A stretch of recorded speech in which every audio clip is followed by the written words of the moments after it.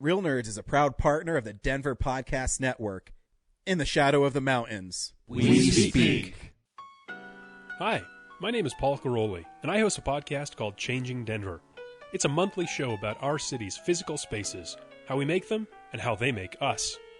But it's so much more than that. It's the conversations, ideas, and stories that define Denver's perpetual state of flux. Find more from our team at changingdenver.com and join the conversation on Twitter at changingdenver. Denver's changing. We can help. Oh, hi, podcast listeners. There's many ways you can listen to the Real Nerds podcast. You can subscribe on iTunes. You can also subscribe on Stitcher Radio. You want to send us a Twitter message? You can do that. It's so easy, at Real Nerds. Like us on Facebook, Real Nerds Podcast. You can visit our website, realnerdspodcast.com, where there'll be a lot of articles for you to not only read, but to listen to our previous shows. You can also call us, 720-6nerds5. Thanks for listening, and enjoy the show. I'm Andre Gower. And I'm Ryan Lambert. And you're listening to Real Nerds Podcast.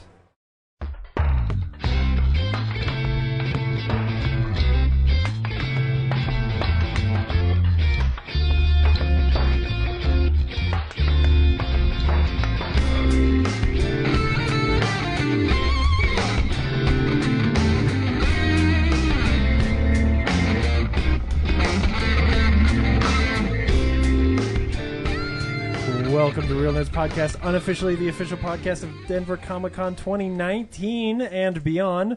I am a host, James, and I've been gone for a long time. Yeah. But I am joined, as sometimes, by Zach and Brad. And every week we go see... Thanks for coming, guys. That's good to see you. I've missed you. We just assumed you were dead. The show is no different without you, so nothing's changed. There's a gravestone out in the middle of Aurora Park with your name on it now. I mean, I toss it candy bars and flowers every so often. I see that like guests started coming back on the show again while I was gone, which must mean that like I was keeping them away, and once they knew like I was probably not coming back. Yeah, I've been hiding all the emails in Gmail, throwing them in different folders. Well, because they all start with, "Is James still on the show?" Yeah, I was really offended by James and my appearance. And I'll never come back. So every week we go see a movie and podcast our experience of the world. This week we went and saw something, but I don't know what because I didn't see it. Brad, what did you see for the review this week? I was filming all weekend, so I didn't see it either. Zach, what did you see for the review this week? I saw Skyscraper and Hereditary. Great. So this week Zach's going to review Skyscraper and Hereditary. And then we might have a third review this week because we are not alone in the room. That was a How did you get in here? I am joined by Dan and Elise. Hi, guys. Thanks for coming on the show. Hi. Hey, how's it going? Good. What brings you to this basement? Brad. And don't say the show, because, like, that's No, that was secondary. I'm such a big fan. What brings you to the show? Other than Brad. Yeah, other than Brad, we've got fun things to pitch and talk about Hotel Transylvania 3. Ooh, so you guys got to see Hotel Transylvania Summer Lovin'. What's it called? Summer Lovin'. That's appropriate. That movie happened so fast. Oh, man. Summer Vacation. Yeah. Right? I liked your other title better. Okay, good. Yeah, we'll keep that. Great. So we will... at the end of the show, we'll do like 3 quick reviews of each of those films, I think, and just sort of, shoot through them. We'll talk about whether or not you should see the movie, then play the trailer, and then we'll get into reviews on any of those movies where there are spoilers. Then we will probably end up talking about some spoilers, so just be wary up front. I don't know. I, again, didn't see Skyscraper, so I'm not sure whether or not his leg falling off is a spoiler. But I bet it does at some point. Why does all the responsibility lie on me to tell you about Die Hard on another building? It's just a different zip code. I didn't choose this destiny. You thrust it upon me. It's Die Hard on a crane, to be very fair. With one leg off. Yeah. And it's not a Christmas movie. Somehow it's a lot easier to step on glass when one of the feet isn't real. Ooh, that's true. I didn't even think about that while watching it. Yeah. But before we get there, we're going to talk about movie news and what's coming out and whatever else we've been watching. I promise that I won't go through 6 weeks of what I've been watching because, dear Lord, yeah. But first, we should talk about what you guys are here for and what you're pitching and what you guys are working on. I'm working on a web series called Camp Crash. It's dystopian summer camp. So it's basically Mad Max meets Meatballs. It's like where Mad Max is like sends his kids during the summer when he just doesn't want to have to deal with them. What happens directly after Thunderdome? Clearly, yeah. Did the kids all spray paint their mouths with shiny chromium? Yeah, no, that was somewhere. Yeah, that happened before. Okay, Yeah. Yeah, this is the aftermath. Okay, Sure. right, awesome. Very cool. Where'd that idea come from? Initially, An abundance of child actors. I'm sure. oh yeah, everybody in their 30s and 40s, so children. Okay. Initially I moved into a studio that was basically a big stockyard, and just screamed dystopia to me. I was like, I got to write a script around that. And I've been just dying to shoot something. I had made a mockumentary years ago as a feature film called Isolation Man, based on some of my comic books, and just was looking for something to do, and so came up with this. The new Mad Max just came out, so it's just like, you mean with inspiration, Right. Strike while the iron was hot. Yeah, Sure. yeah, very much so. So it was, the whole setup, during the 2008 economy crash, all these kids moved back into mom and dad's basement, and they never wanted to leave. Dan, we haven't met before. How'd you make a movie then? What is your movie? You should just call it Millennials. Millennials, the yeah, documentary. yeah. I think that'll be one episode. Yeah. Just millennials, just lots of whining. Well, and so we parents won't didn't know what to do with the kids, so they signed them up for summer camp, and unfortunately they go to Camp Crash, where they learn the art of warfare and napkin folding. Very cool. So where are you at now? Are you in like pre-production or are you already filming? Yeah, we shot first episode last year. We've got a Kickstarter. If you go to bit.ly / Camp Crash, you can go to the Kickstarter, and we're trying to raise funds to get the second episode going. But I mean, we're not slowing down. We're ramping up production on that, so we'll probably be shooting that in October, and hopefully we can just keep the momentum going and get all the episodes.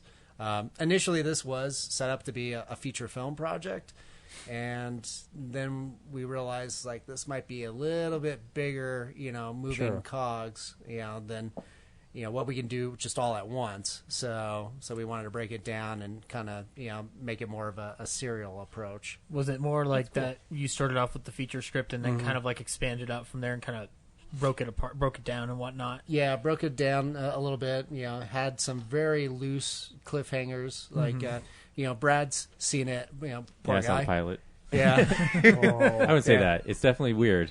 yeah. Weird is good. Yeah. So But the production value is really high, I think. Thank you. Like all the costumes and props are just like really well done. And is Ryan Policky shot it? Yeah, Poliski. Poliski, okay. Yeah. Yeah, Ryan shot it. All the actors, made their own costumes. I brought Elise in as one of my co-producers, and she helped out with the costumes too. All the props is basically, people pulling stuff out of their garage and just seeing what might work. And luckily I had a friend that had some assault vehicles, so that was nice.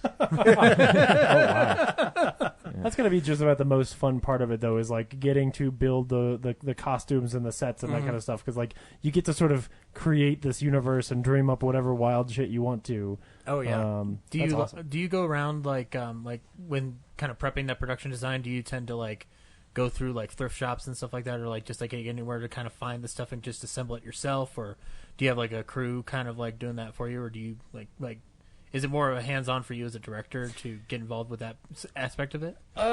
For me, it's pretty hands-on. There's some of the cast. I've worked with everybody involved in the production I've worked with, throughout the years. They're all friends. We've all kind of knew each other and have interacted and worked together. So we knew what everybody's resources generally kind of were. Mm-hmm. So like my lead actor Alan Elijah Cutler, he just went off and was just like, I know what I'm doing, just let me go and do it. And sure enough, he showed up and he was like, yep, yeah, this is the character. This is Hagar. This is the insane camp counselor that's completely mad, swinging around his shinai, and using that for a sword, and introducing all the kids to cocaine and marijuana and beer. Oh my God! Brad, I got to see this pilot. Yeah. It's both versions are online. There's an R-rated version which has burned Brad's eyes. It's burned Elise's eyes too, I'm sure. And then there's the more all ages friendly one that's still pretty rough. For a second there, I actually believed you that there was like a crazy R-rated version and then like the Pixar cut. Yeah, it was like 10 minutes shorter and really kind of pleasant. It was like Heavyweights with Ben Stiller. Like you could watch it. It was funny.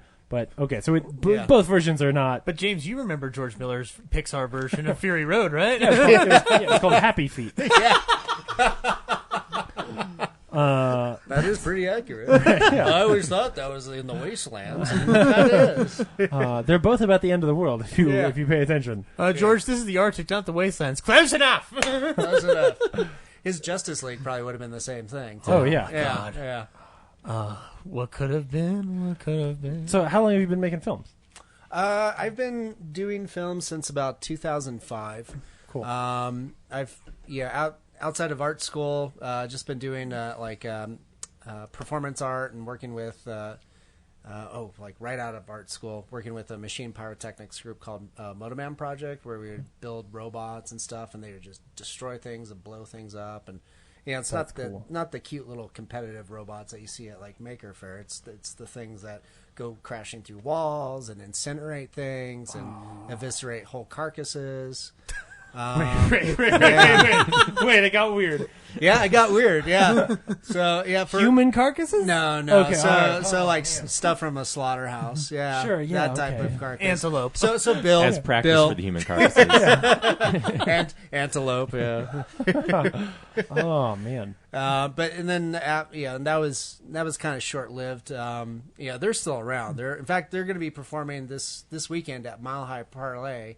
Over on Ellsworth and South Broadway around Mutiny Cafe. Oh wow! Right. So I'll be painting murals in the alleyways, and then I think that Saturday night they'll just be blowing shit up. Stop subtly throwing out talents where you're talking and you're like, well, I had these comics that I was doing. Oh, I also paint murals on the side. I don't have enough questions. Yeah, sorry. To hit all of you these probably things. didn't get too much background. So. No. I've been gone. No one tells me anything. Yeah. Well, you went to some great places. I did. Right? Yeah. Right. Yeah. Right. Yeah. Okay. I'll stop complaining. Never You got mind. to recreate the Descendants, man. Come on. I'm suspicious though because you're not really tan at all. No. Like how much sunblock did you use? This a lot. B, this is a lot of tan for me, who before I left was like, paley chalk white.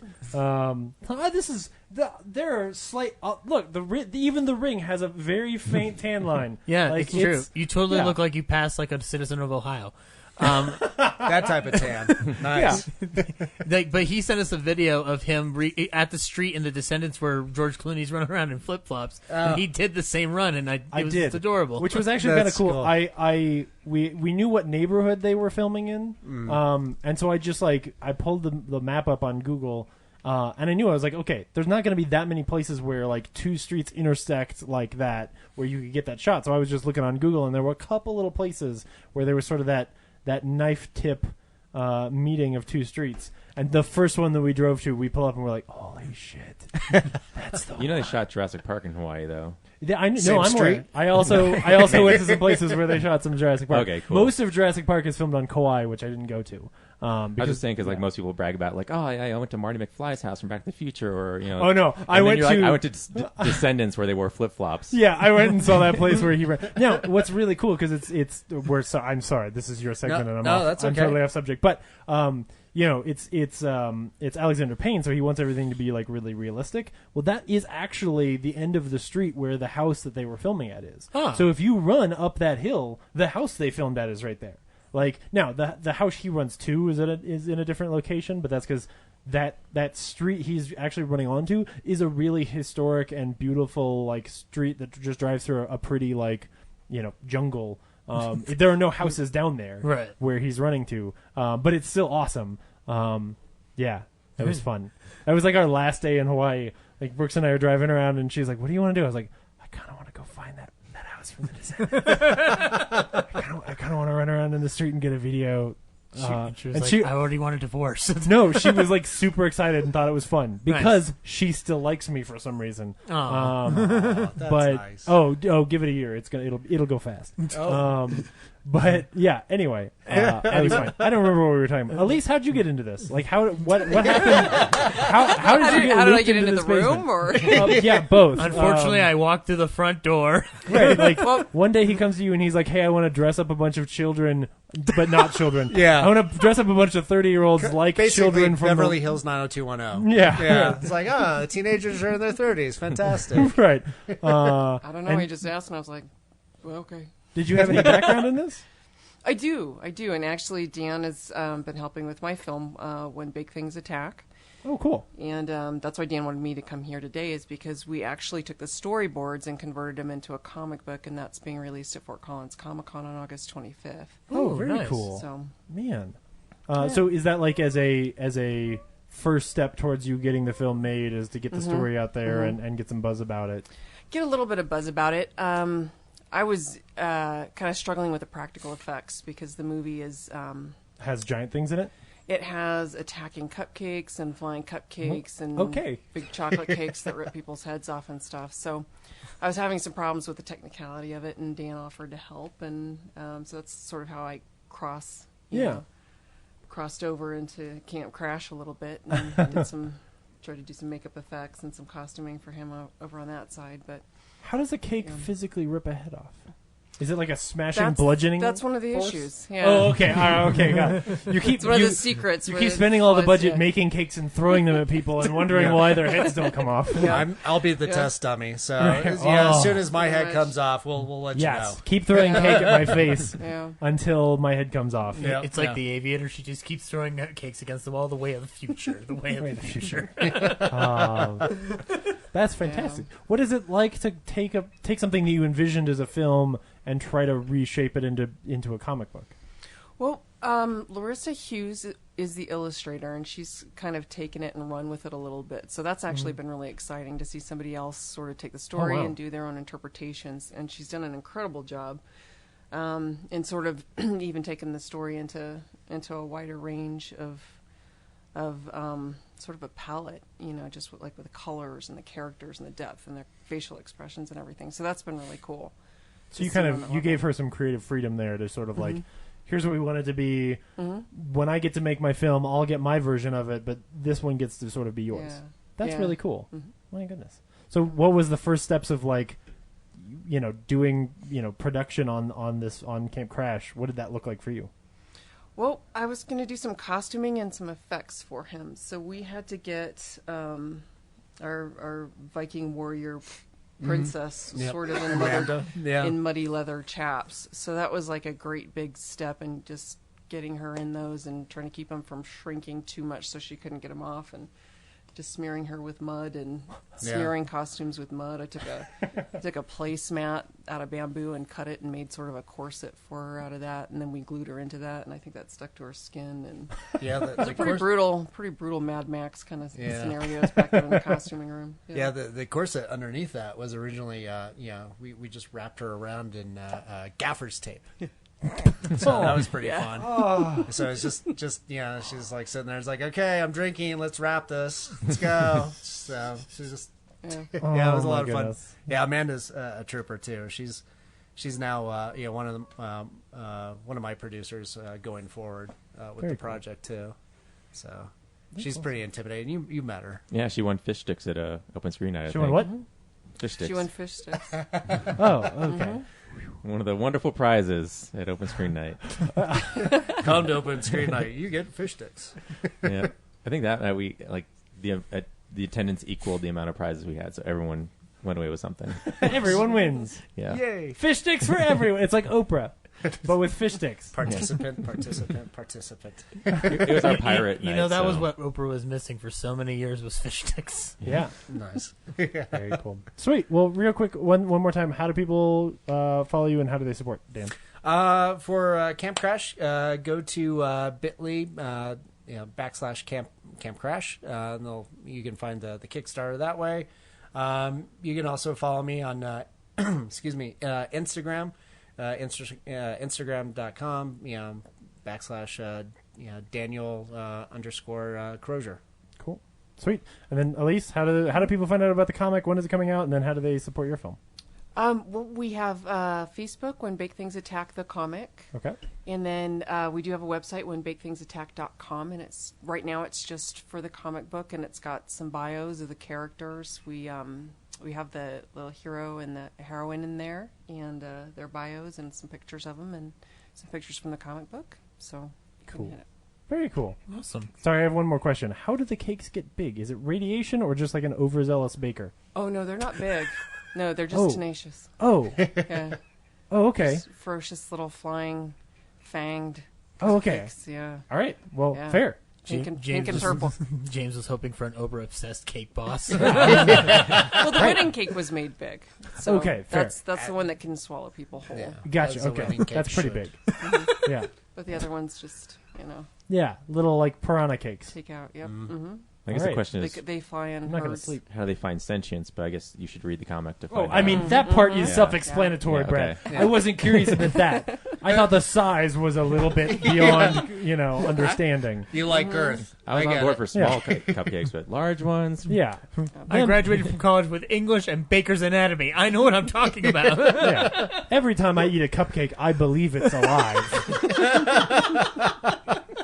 Only living things can make me that happy. You and yeast. Right.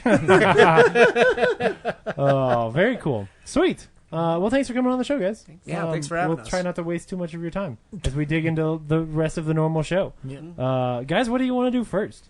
How does this show work? What do we do here? We make fun of you. That's what we do. Shit. Yeah, that's, It's been a fun 6 weeks. Now you're back. Now we haven't we're done any of the stuff. segments. It's just been making fun of you. We've made up plots to movies about you and your honeymoon each week. I actually might believe that. Oddly enough, honeymoon in Vegas was the best one of them all. Cool. What do you want to do? News? Sure. Okay.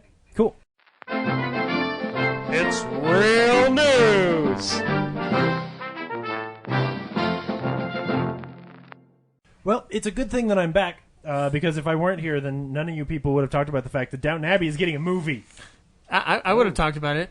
I mean, Bullshit. I would have just asked if they're gonna serve tea and biscuits there as opposed to popcorn and soda. But You son of a bitch. actually, that would have been more of a Ryan thing. I don't think I would have done that. Goddamn tea and biscuits jokes. To be fair, though, I did get the first 2 seasons on Blu-ray, and I have yet to watch them. So. They're amazing. And Yeah. I won't lend you the rest of them. Those are for me. You're such a great friend. Those are just for me. Yeah. I'm actually really excited about this. It's kind of weird because I was very at peace with the end of that show. Did y'all ever watch Downton Abbey?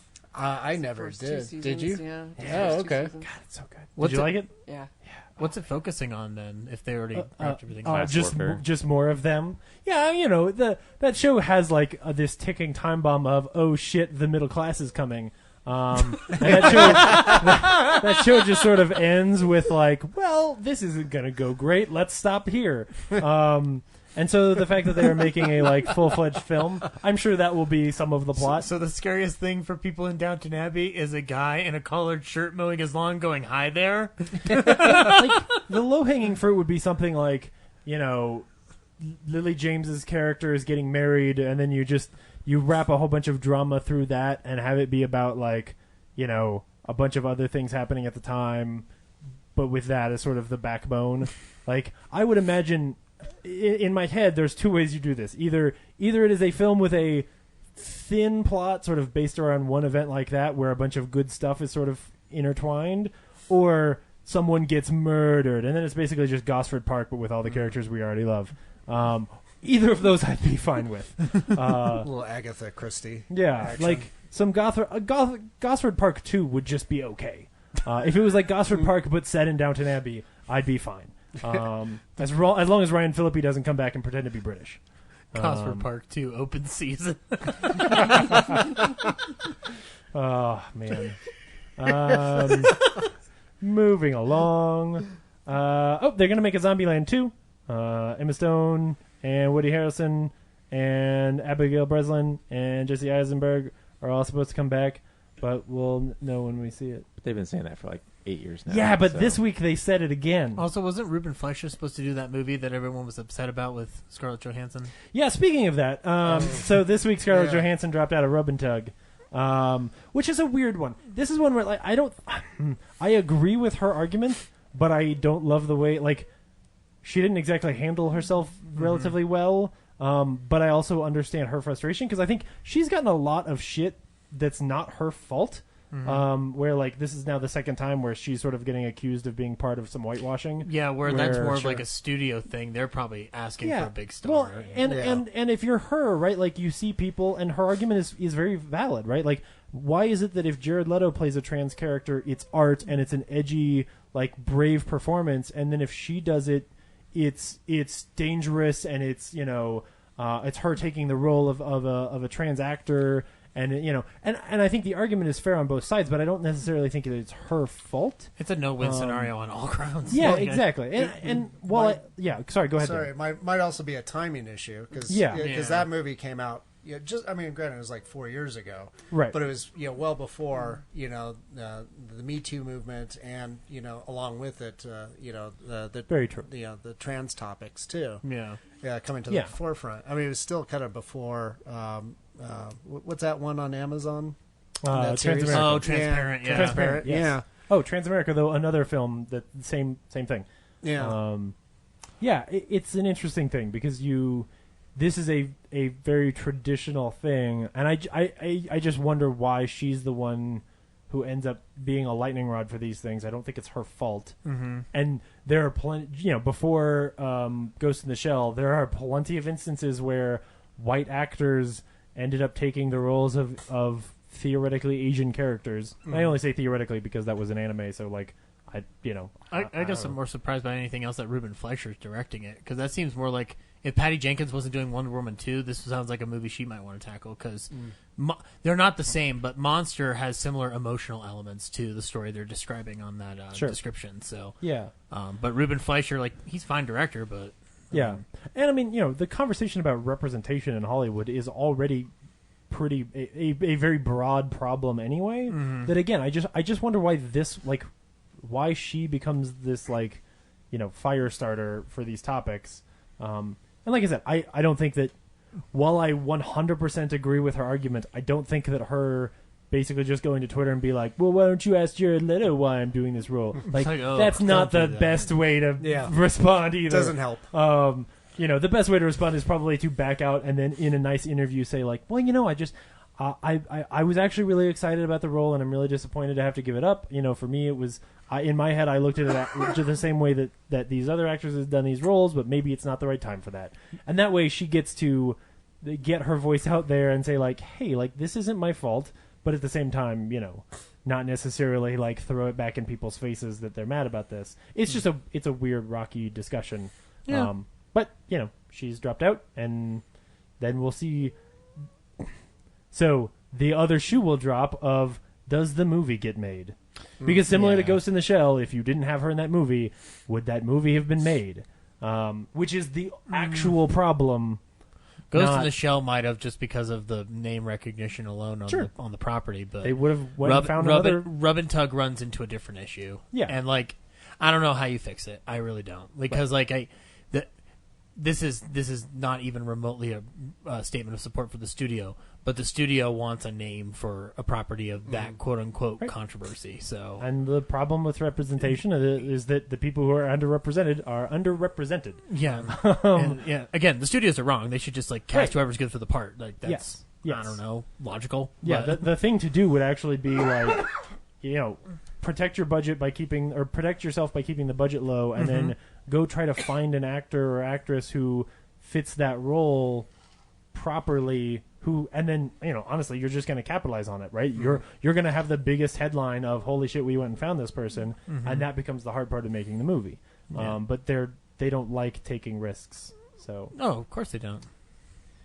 Speaking of the internet blowing up, a billion nerds committed seppuku this week when they saw pictures of Mark Hamill without a beard, and they decided that meant that Star Wars was dead forever.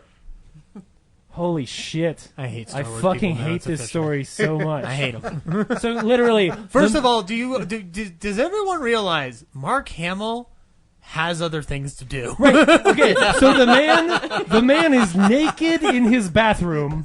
He has received from Sideshow Collectibles a cane where the head of the cane is the Joker, and he takes a photo of it with him looking all menacing, and everyone flips out, not because they want that cool cane, but because he doesn't have a beard. Because heaven forbid that like the ghost of Luke might show up in 9, either A, with a beard that's only 2 months old, because I don't believe they're necessarily filming right now, or that like maybe when the ghost of Luke shows up, he doesn't have a beard because ghosts can shave. Like, what the fuck are we talking about? Like, why is this?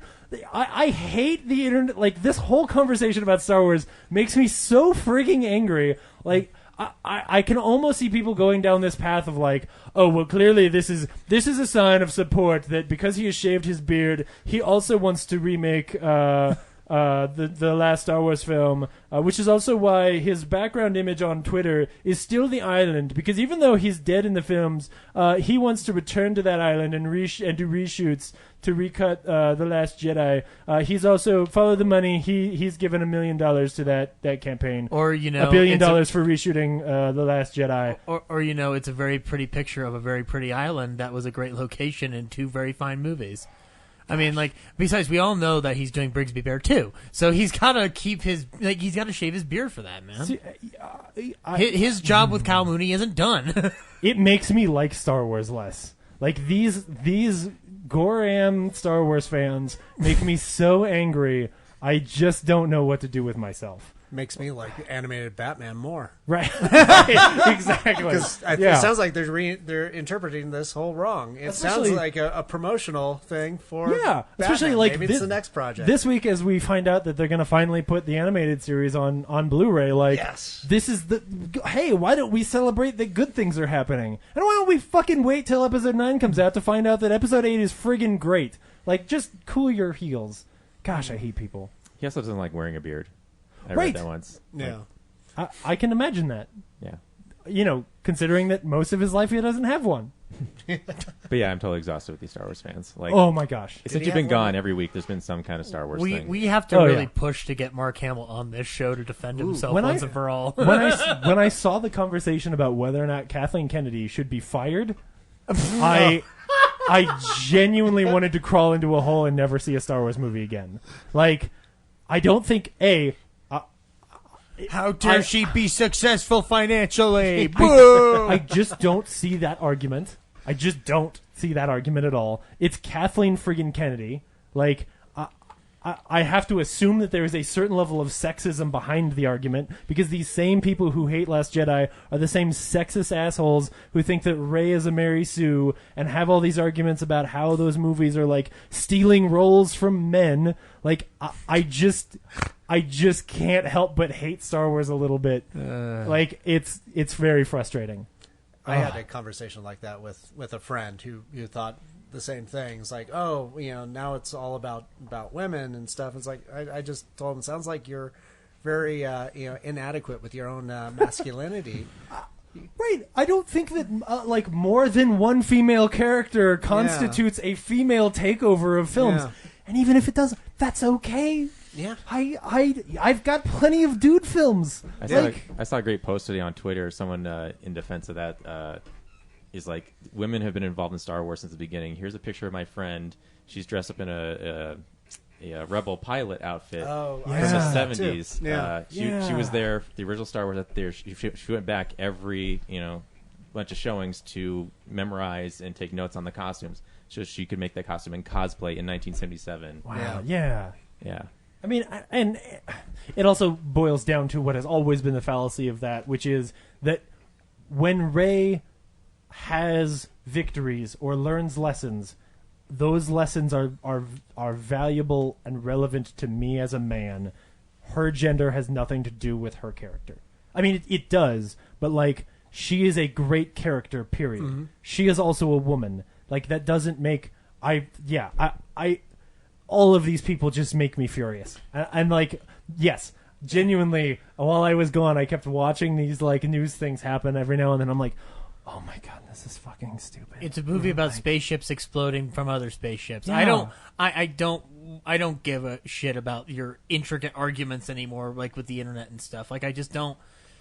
There are movies for kids, guys. And why is this argument even happening? And if someone cites that they have raised $40 billion to remake that freaking movie on a website that isn't Kickstarter and has no... Yeah, like, guys, I can spin up a website tomorrow and have it say that I have $3 trillion to remake The Rocketeer, but that doesn't mean I fucking have that money. Like, these people are assholes. They're full of shit, and stop giving them any legitimacy. Like, they're not... I can go break it. Right now, I will go tell them that I'm going to dedicate $4 trillion to their fund, and then they're like, that'll be news. Like, it's a dumb website. It's not a real thing. Give them all in Bitcoin. Just sure, if I could. Like, I'm going to donate 2 Bitcoin, but I promise you it's worth $1 billion. To the moon. So Anyway. they're wanting to make a fan film to correct. Oh yeah, you haven't heard about this? No, Oh yes. no. So there's a This is new website. to me. There's a website that you can. Is it Craigslist? No, it's less legitimate than that. Oh. It's literally just a website for remaking, and you can find it. I don't want to tell you who it is, Yeah. but if you Google, we're going to remake The Last Jedi, you'll probably find it. It's a garbage website with a form on it. It's not like a Kickstarter or a GoFundMe or even like an email for. Like, it's just a little thing, and then at the top, you remember back in the 90s, websites would have like this is how many visitors we've got. It's just got that ticker, but it's with an amount of money, and they're like, we've got $40 million to remake The Last Jedi. I think it's up to like 240 now. Well, like, they wow, claim doesn't it's even something matter. stupid. When they started it, they said, like, we already have the backers to redo this. We just need Disney's permission. And that's what the goal is to take a meeting with Bob Iger and get permission to remake the movie. Right. So Good luck. They just need the support from fans so they can show Disney, like, hey, this many people want this redone, so you should let us do it. Yeah, like Bob Iger You don't even have to doesn't spend his a own penny shit to on do. it. Yeah. Oh my gosh. Yeah, and I think that because they don't have to risk anything, that it'll just work out. It'll be such a great movie, because films made by giant committees of fans are always a great idea. Oh yeah. They're also crowdsourcing the story. Like, Great. they're going to take all the best suggestions. Yeah. Yeah. Oh, somebody just took a dump in my ear. Man. guys, I haven't seen it yet, but I really, really think we should remake Mamma Mia 2. I think that Mamma Mia 2 could think be that's so more much better than worthwhile. any. It doesn't matter. It doesn't matter that I haven't seen it, because every trailer tells me that it won't be as good as Mamma Mia 1. Someone get me in a room with Meryl Streep. I hope it happens, because I will absolutely jump in on the crowdfunding, and I will campaign very hard for the main character of the remake of Last Jedi to be the robot DUM-1 who gets sucked into the engine in the middle of the pod race scene in episode 1. Like, I want that justice for DM1. Hashtag justice for DM1.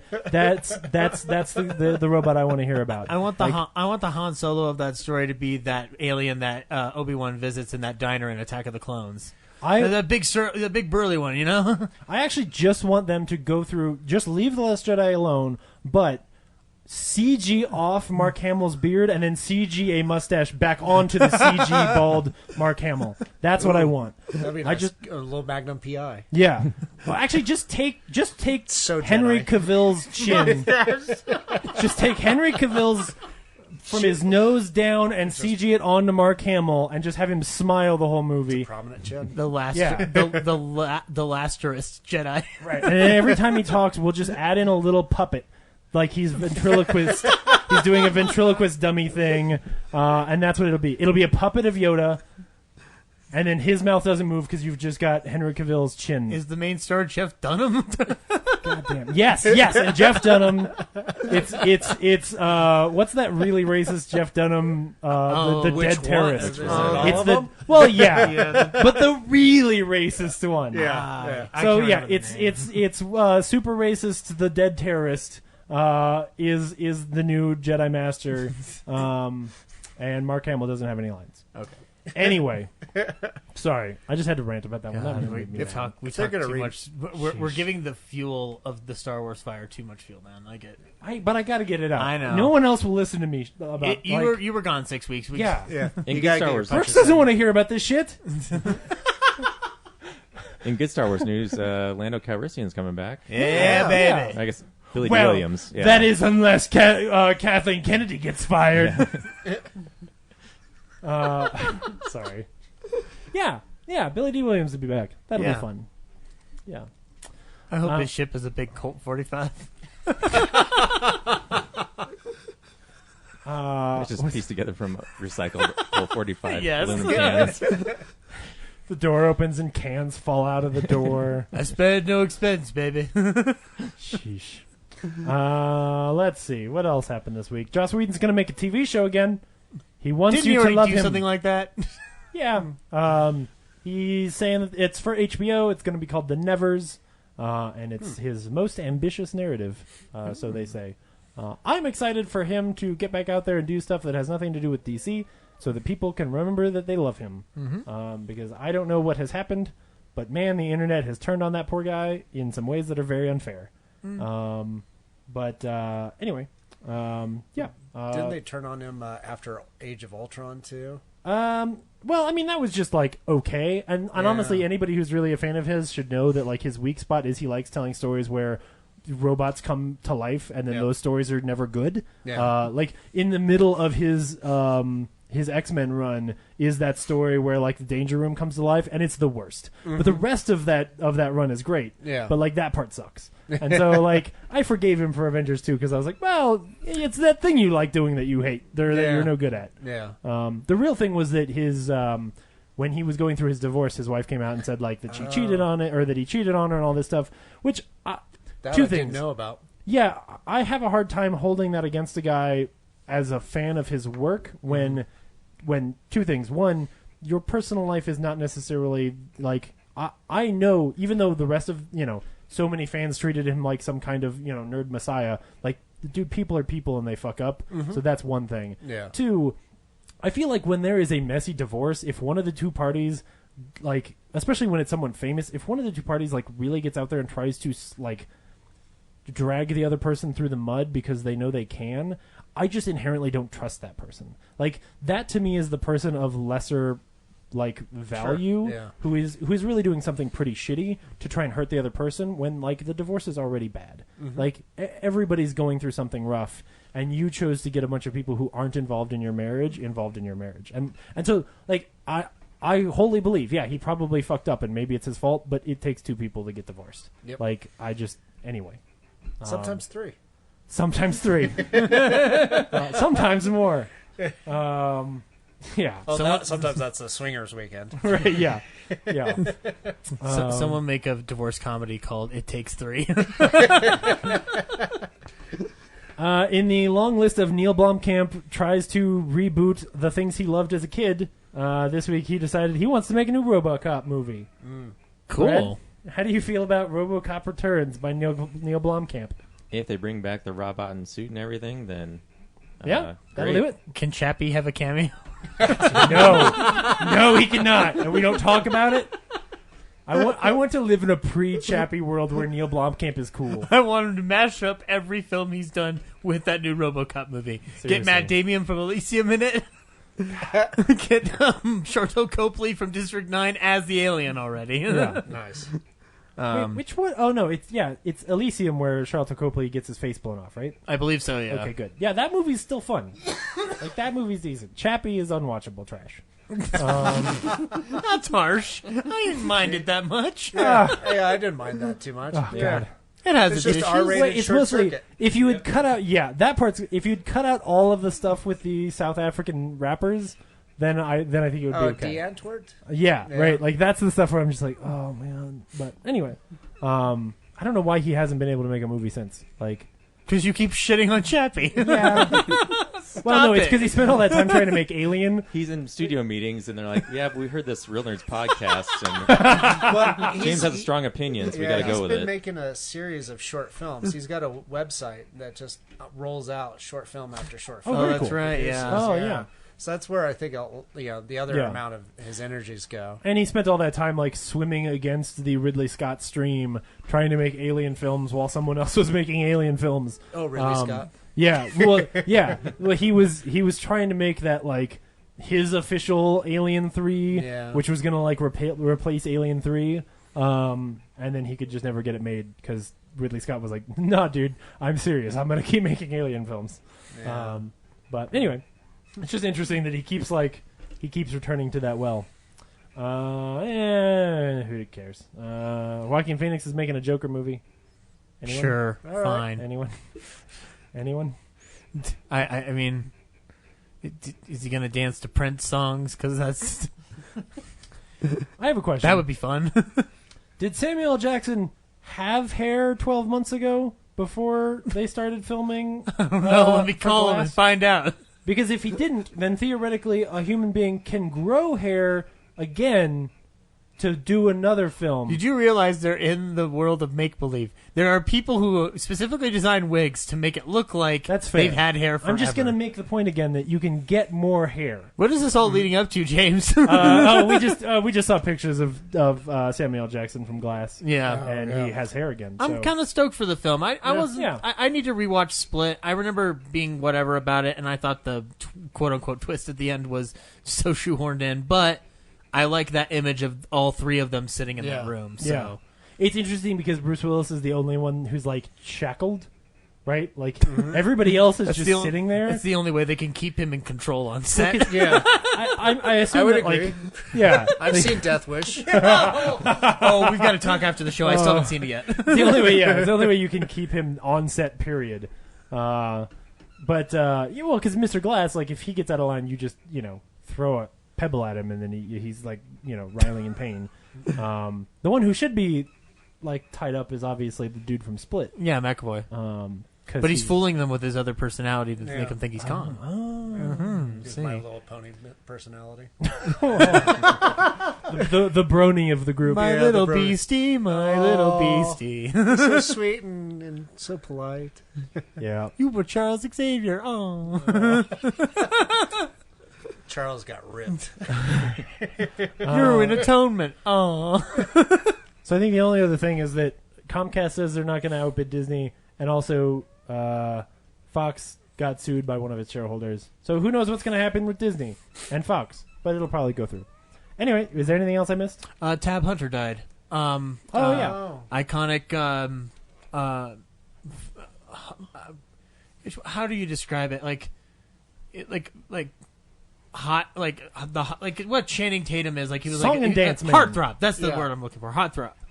In the 50s and 60s, and he was the aspect that a lot of people talk about nowadays is that he was gay, but he never really kind of came out with it until he wrote his book Tab Hunter Confidential. Yeah. However, he did a movie in 1980 with Divine called Polyester, which is a wonderful film, and it's kind of clear when you watch that film that yeah, we all kind of know. It's like the Liberace thing. We all know. Sure. But he's great in that movie, Polyester. Yeah. I love John Waters, and he and Divine play off of each other so well. It's no different than watching like Meryl Streep and Tom Hanks act together, like in the terms of just like I believe this is happening. But he was also in like a bunch of other different films from the early golden age of Hollywood. He went through that system, and we're losing those guys pretty fast and whatnot. Except for Olivia de Havilland. Apparently, she'll never die. So she's got more people to sue. Despite your incessant prayers, Zach, and your voodoo dolls. No. No, dude, I'm still trying to raise Jack Benny back from the dead. I can't get it done. But yeah, no. You just need to call on your friends.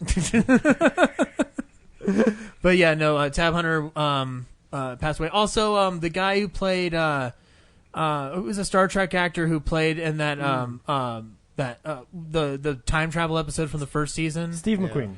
No. The one where they go back to 1968 or something like that and have to stop a moon, a person who accidentally lands on the Enterprise. Sir Patrick Stewart. No, I wish. I can't remember the guy's Why name. do you wish Sir Patrick Stewart died? Yeah, that's just What the fuck? I did Holy not. shit. Actually, sure. You know what? Why the heck not? I did. Oh, my goodness. You know what? I saw Logan and I was just like, okay, it's time to put him down. There's no limit to the amount of bodies Zach is willing to sacrifice to bring back Jack Benny. Oh, mercy. Alan Rickman died. Good. One more for the fire. Where's that volcano? Over you go. Oh, that's a lie. I love Alan Rickman. But anyway, yeah, that's it. Unless you're interested in a live-action Rugrats movie, which sounds disturbing as all fuck. Nope. But, okay, good. Well, you're getting it anyway, so. Nickelodeon already told you you're going to get it.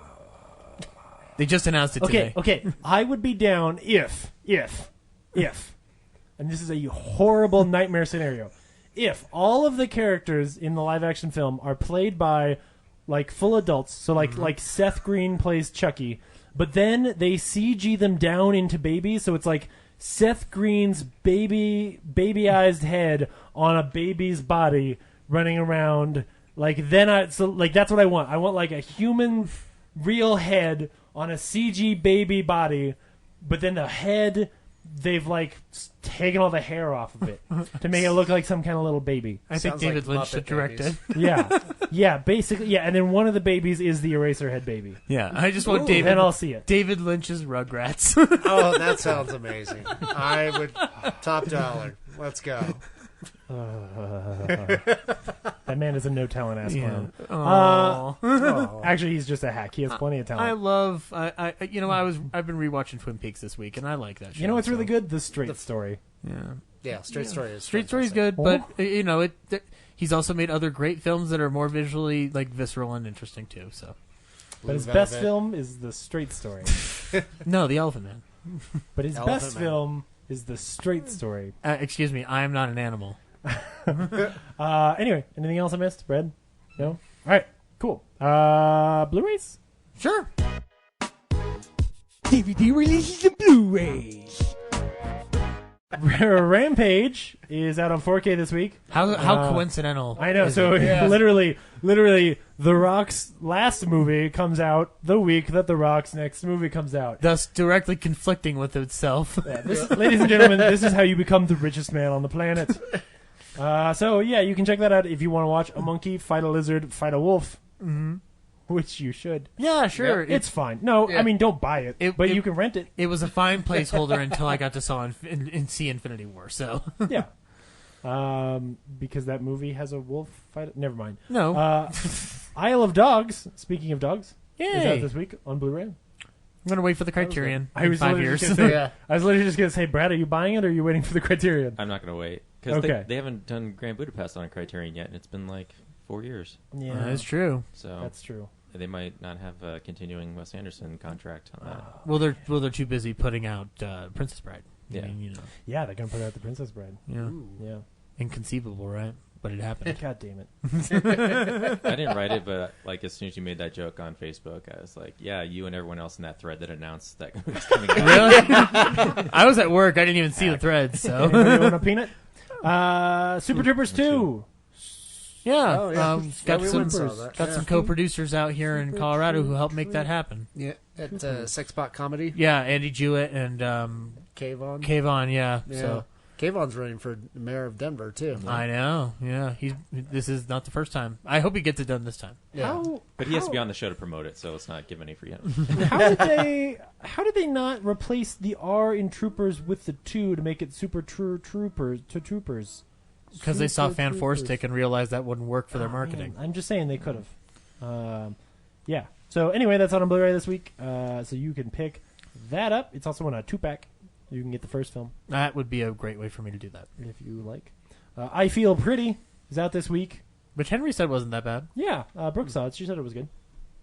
Which means I will probably own it at some point, and then I will tell you whether or not it is palatable. Okay. Truth or Dare is out this week with an unrated director's cut. Man, you remember when horror movies would do unrated cuts? Gosh, I feel like I haven't seen that in forever. Sheesh. Blumhouse bringing it back, baby. My goodness. So if you want to see people with creepy faces CG'd onto them, I don't know what that has to do with Truth or Dare, but they all have like Henry Cavill's chin. Actually, I didn't do that on purpose, but it is true. They all have Henry Cavill's smiling chin CG'd onto their faces. We laughed, but I saw the trailer. It looked interesting enough that I'd at least check it out. But Yeah. I mean, I also read the reviews, so whatever. There's a Rachel Weisz and Rachel McAdams movie called Disobedience out this week on Blu-ray. Oh, that's supposed to be really good. Yeah, it is certified fresh. If you buy it, you get a certified fresh sticker on your Blu-ray. I want it to be certified. Certified green tomatoes. Oh, There we go. now that's a great Nice. movie, man. Well, it'd be awesome, you know. A little Jessica Tandy action. She's the best. In an older episode, we figured out that you could sell cocaine with Jessica Tandy's face on it and call her Jessica Tandy's nose candy. Ooh, nice. This was one of Brad's best jokes ever. The worst part of that movie is if Did you have a anyone little driving Miss Daisy? if my wife ever came to me and was like, "Hey, I want to have Jessica Tandy live in our house," I would be like, "Yes, absolutely." But then the first thing out of your mouth should be, "But she's dead, honey." Well, I don't care. All the cocaine bottles have an asterisk with batteries not included.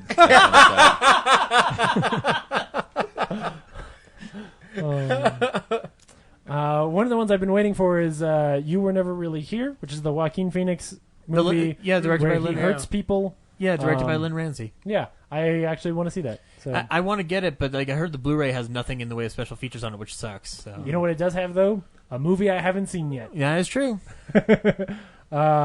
There's a Paula Patton movie called Traffic, but not that Traffic. This one doesn't have a C in it, so it's different. So maybe check that out, but that's new. And then season 3 of The Expanse, which I believe is the last season of The Expanse, at least for sci-fi. Maybe it's going to come back. I don't know. People seem to like it. The internet seems to love it. Yeah. The Quick and the Dead is getting a 4K re-release, so I'm sure that if Ryan were here, he would tell us that he has already pre-ordered it, since that's a Sam Raimi Western joint. I like Sam Raimi. I like westerns. That's why I pre-ordered it. Sex, Lies, and Videotape is getting a Criterion Blu-ray release, Ooh. so you can check that out. Which Soderbergh's Breakout. That has to have already had a Criterion like DVD or VHS. I can't. I Sorry, can't. which one? Sex, Lies, and Videotape. I can't remember. I remember like DVD version, maybe. Yeah, probably DVD, if anything else. I'm sure it did. I mean, if The Rock had one, then Sex, Lies, and Videotape. Soderbergh's did. been in collusion with Criterion for years. Yeah. So Then getting into the good stuff. Teenage Mutant Ninja Turtles is getting a 4K release this week, but not the the good one I want. Just that first Michael Bay movie. Yeah. Yeah. Brad, they hate you. They're Brad- trolling you. Brad, are you getting that thing on 4K? Probably not. Okay, that's totally fair. And then, of course, the big release is Terminator 2 Judgment Day on 4K. You can get it with a The giant sweet robot metal arm. Yeah. Which is actually really sweet. I hope one of them pretty has cool. the actual technology in it. Yeah. Only one chip. Why do you hope for our destruction? Seriously. Because I'm sad. Because if enough humans die, he can use their blood to bring back Jack Bennett from the dead.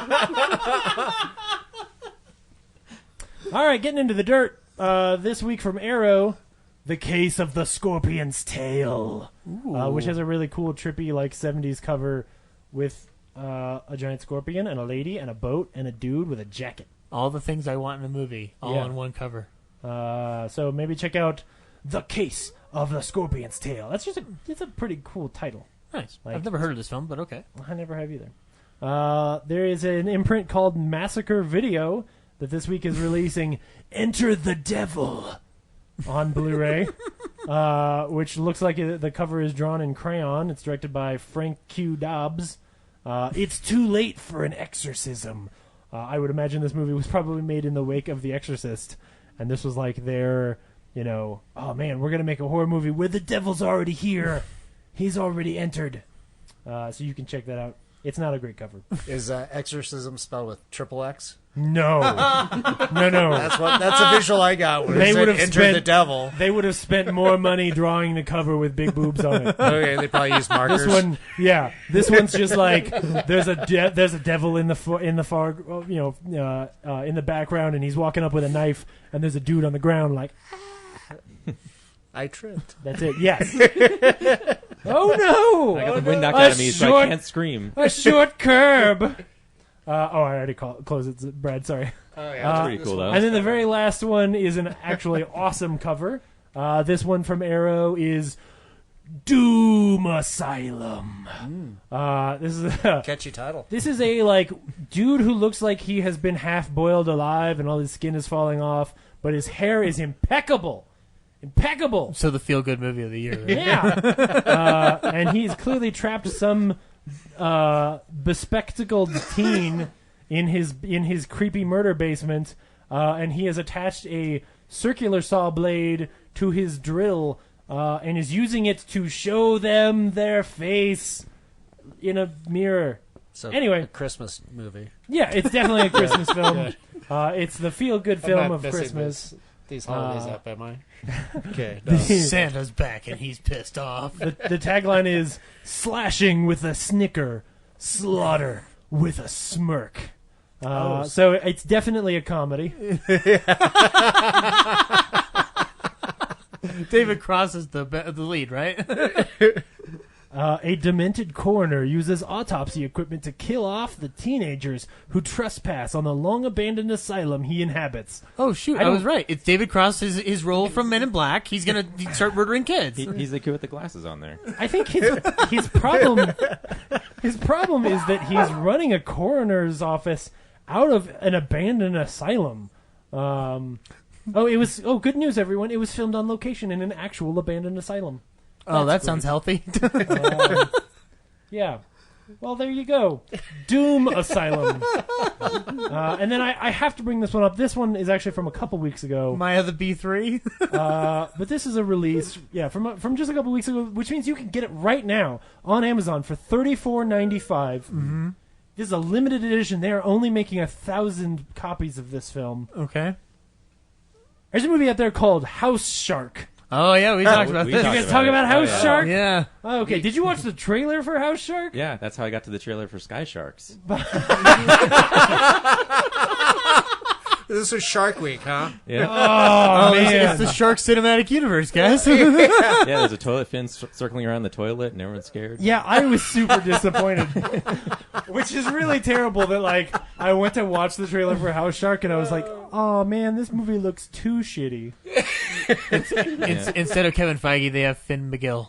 Yeah, it's it's shot for $15 and a hamburger sandwich. Yeah, a bunch of friends put it together. The construction paper cut out. Oh, yeah. It's a lot of hey, I got my neighbors to come over and get covered in blood and scream. I just want someone to make Land Shark the movie, and that's all I want. This is pretty close. The cover actually looks like all the budget went into the poster, and none of it is in the film. They know marketing. Oh, no. But it's a limited release. Yeah, It looks pretty cool. It actually looks like it should be like Tornado Shark. Yeah, it's a nice little Photoshop. No, or don't you mean a Sharknado? No. I don't. This is a Tornado Shark. It's different. Shark Hurricane Heist. God damn it. Oh my god. What if in that scene, I need somebody to go take the scene from the beginning of Hurricane Heist where the giant skull comes out of the cloud to it? and just make it a giant shark cloud? That would be awesome. Holy shit, I need that so bad. Whatever visual effects we'd put into it would probably be on par with the Hurricane Heist. So. Yes. Yeah. The best part of that movie is still when Maggie Grace kicks that door closed. It was awesome. She's amazing. She needs to be in real movies. I mean, better movies. So yeah, that's Blu-rays. Did I miss anything, Brad? For Blu-rays? Not that I know of. Okay, good. Hey, Brad. What's been going on around town?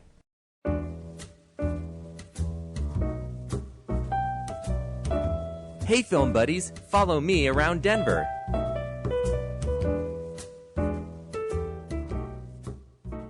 Oh, you're not going to try and make up a song, too? Okay. No, I know. I figured I've been gone for 6 weeks. Somebody has finally figured out what the tune is. Should I make one up?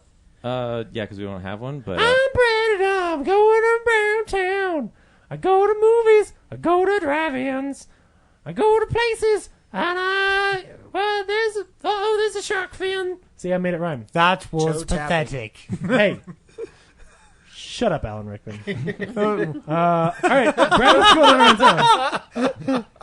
Alan Rickman would have been wonderful on American Idol.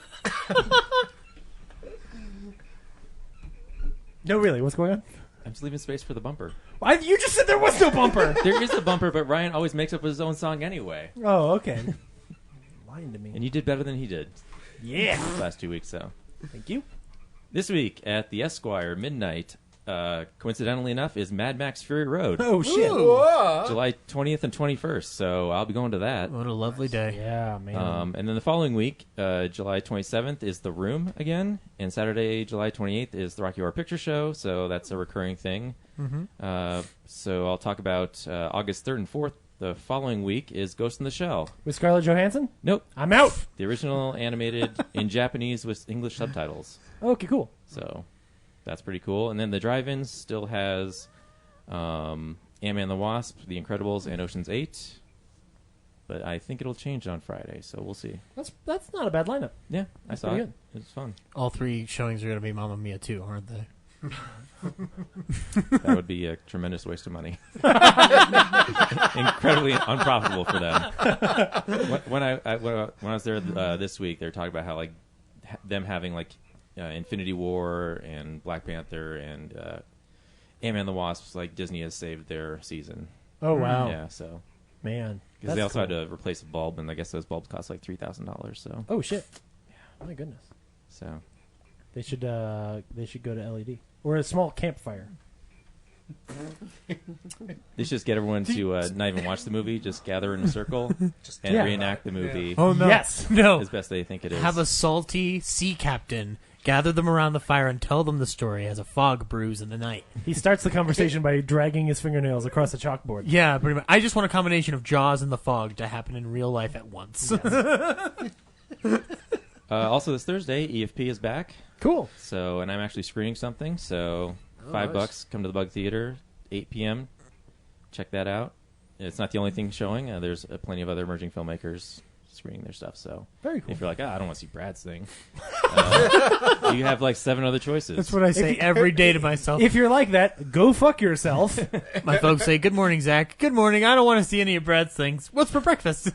Oh, funny. Yeah, and then Wednesday, the Alamo has basketball as a movie party. So there'll be like lazy boy volleyballs they're passing out and stuff like that. And since this is our show, I'm gonna just throw out a little advertising for July 28th, Saturday, from 11 to 2 p.m. back at the drive-in. Come help me make the Jean-Claude Van Damme music video. Oh, shit. Yeah. We need extras to dance around a van on their property. Do they have to be attractive? They can be anybody. I'm You don't in. even have to be a dancer. All right, I'm in. You just have to be a body that's moving Ooh. and enthusiastic and reliable. And you'll be in the video. You lost me at the end. Shut up, you weren't coming anyway. You sounded like yeah, well, Robert. because every morning I I wake could up have and had go. Matthew McConaughey show up and you just be like, I don't know. Every morning I wake up and I go, I don't want to be in any of Brad's things. Hey, James, I'm going to do Real Nerd Season 2. Can you recast me? Can I get hit by a car? Can you kill my character in the first episode? Luke Yeah. Perry replaces you in the role of James. Yeah. Cool. So yeah, that's a thing. Sounds good. And that's what's going on around town. Sweet. All right. Well, this is what we've been watching, right? All right. Let's go into what we've been watching. That's the segment. So, yeah, this is the stuff we've been watching. All right. I've been gone for a really long time, so I won't go first. Hey, what? You guys are the guests. Why don't you go first? Is there anything recently you have seen that you liked, that you enjoyed? Dan? Let's see here. Well, are we talking about Anything other than Hotel Transylvania, Okay, which you will okay. review later? Before Ant-Man. what's that? Ant-Man was good. Oh yeah, Ant-Man and the Wasp. Yeah, we enjoyed that. That was pretty fun. That kind of feels like the family films of the Marvel universe, where you can take kids. And unfortunately, some people do take their 6-month-old infant into those movies. Clearly, we're not, going to the Alamo Draft House. There's your problem. No. Infants are big fans of Michael Pena. I don't know why. Right. But He's so cute and cuddly. And I know. bear-like. They relate to him. Yeah, when you squeeze him, he squeaks back. And I don't blame him. I love Michael Pena too. Yeah, Children do tend to love ants. They're big fans of ants. Yeah, well, when Like they're teddy bears, and then right underneath that is ants. yeah, when they're large like that. Yeah, Right, yeah, right, yeah, yeah. yeah. They're Oh, just man. cute, cuddly teddy bears with pinchers. Yeah. Does Ant-Man Oh, and have they a, play drums. Does Ant-Man have a villain that's just the sun in a magnifying glass? Oh shit! Has anyone done that? Copyright one of those podcasts. No, it's just it's basically Sid. It's like a 9-year-old kid with a magnifying glass. Toy Story. Just wait, Yeah. Stan Lee's going to email us going like, hold up there, spider friend. That's my copyright. Like 60 years, we never thought of that. Shut up, Brad. I don't like you. You just You have to, stole- you just have to remind Stan Lee that he shares, creator rights with a lot of other people now. Yeah.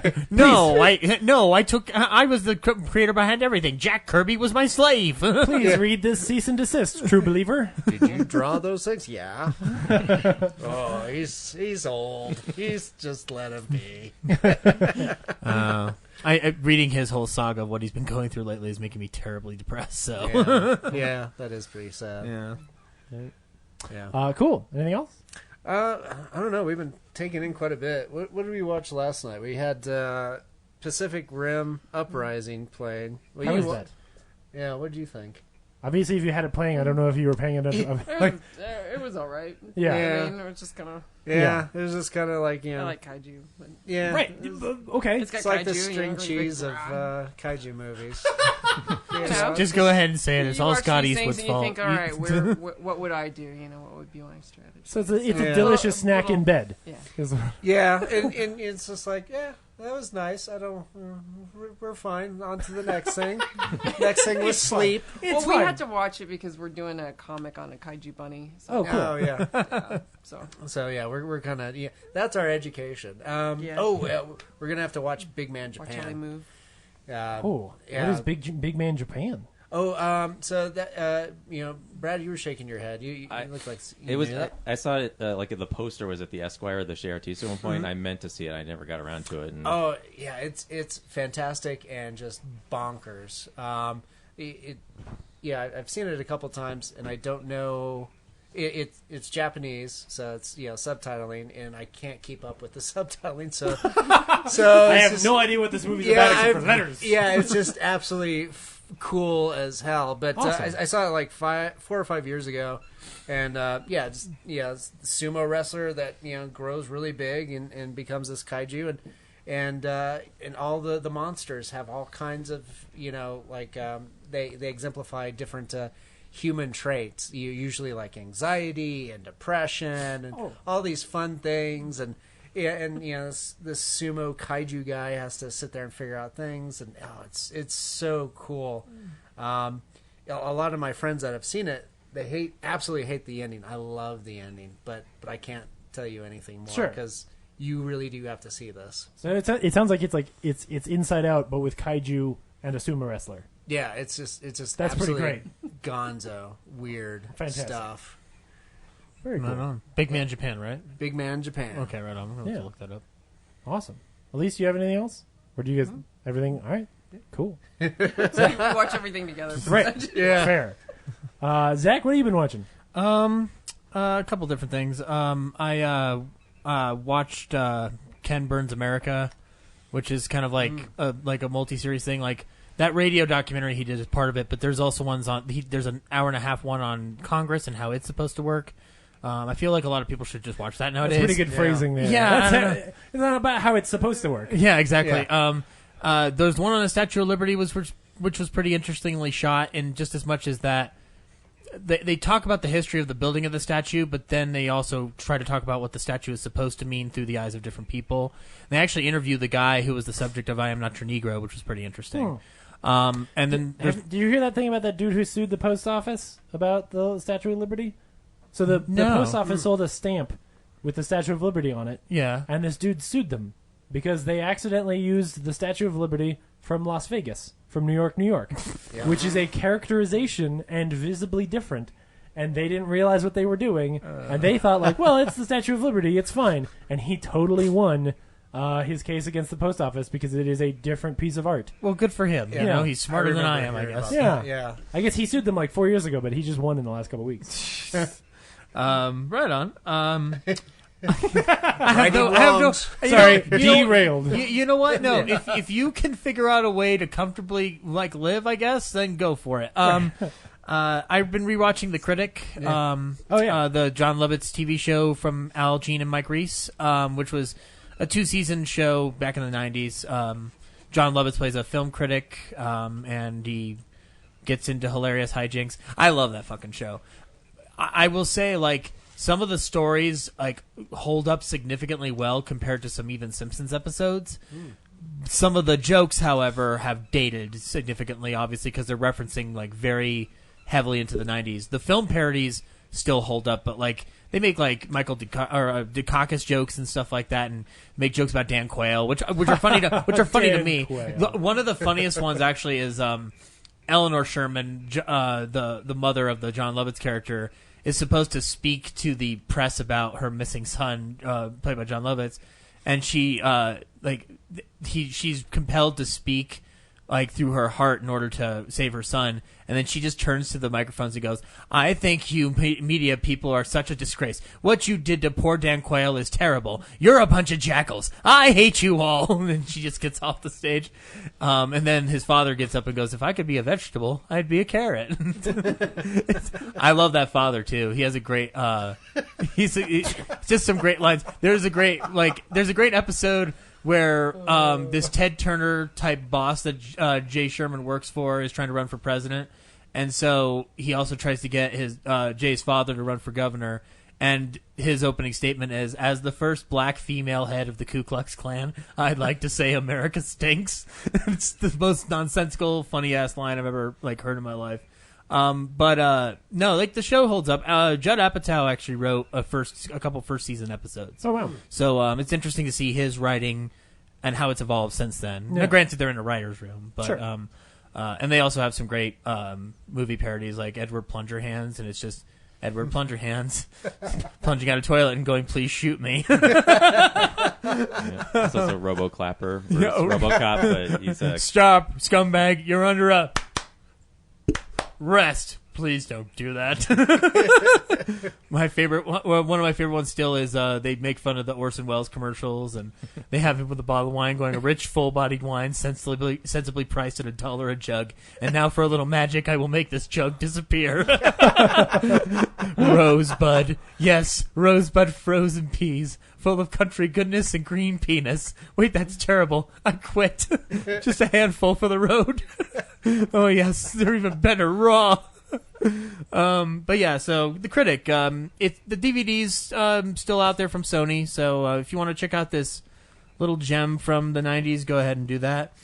And then I'm going to go ahead and talk about Hereditary now, because sure. Skyscraper should be the main review. Sure. So Hereditary is the film by Ari Aster. It's A24's new horror gem. This movie's really good. Really, really good.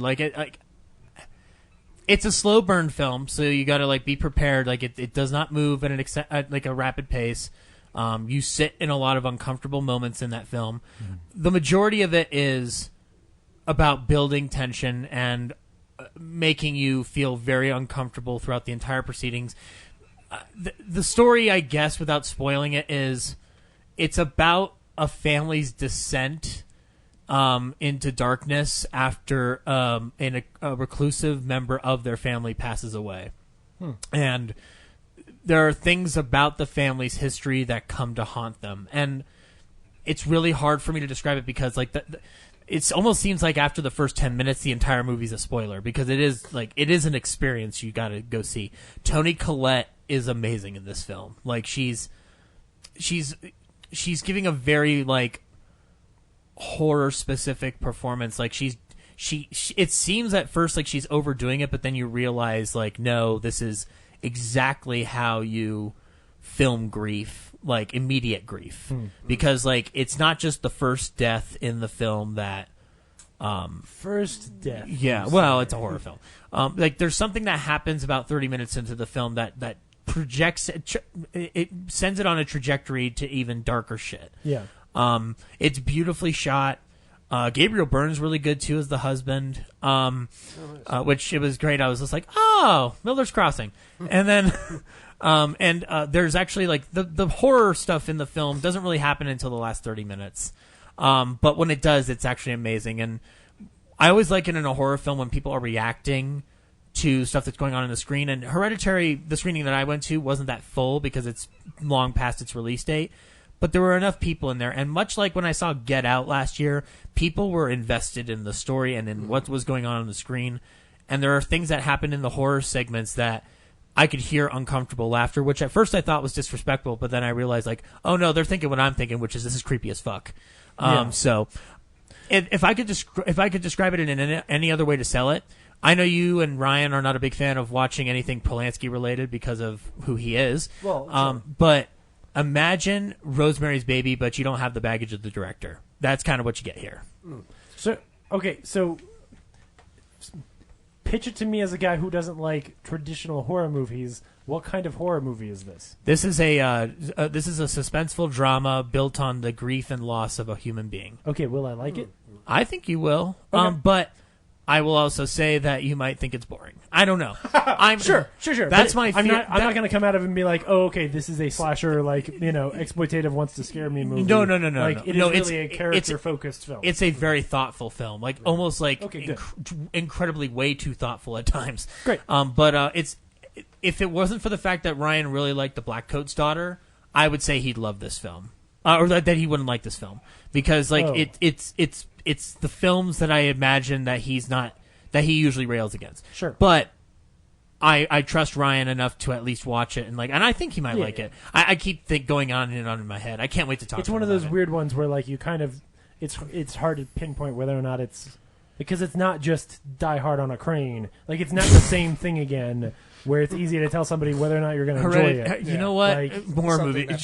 You know what? Narrow frame of reference. Yeah. You know, like it that's lives true. in a space somewhere near It Follows and Neon Demon, where you're kind of like, I don't know, you check this shit out. And, Well, Hereditary is more intelligent than the Neon Demon, but whoa.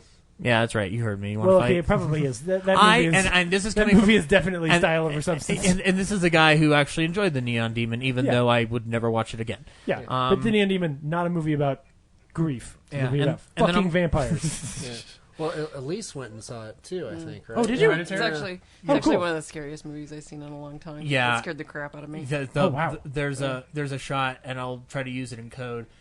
When Toni Collette's doing her thing up in the air, it creeped me the heck out. Yep. So there's a that's the plane in the scene- movie. Yeah, that's the scene where I was like, I should not have gone to see this by myself because he was going out and he was doing something, and I wanted to go see a movie. This was a couple of weeks ago, though. So Yeah. I think about it. And Also I was like, I the- should not have seen this by myself. And that's pretty rare. It definitely left because I had to see Skyscraper right after it, and like Skyscraper was like the viewing experience was different because in the back of my head I was just like, Hereditary made me think about a lot of things. Also, it's beautifully it's interestingly shot because the Toni Collette's character utilizes miniatures in her life, like that's her art. Like she does museum piece miniatures, and they use the miniatures as a narrative visual device for certain things that happen throughout the film. So they kind of play with it in the cinematography to their advantage.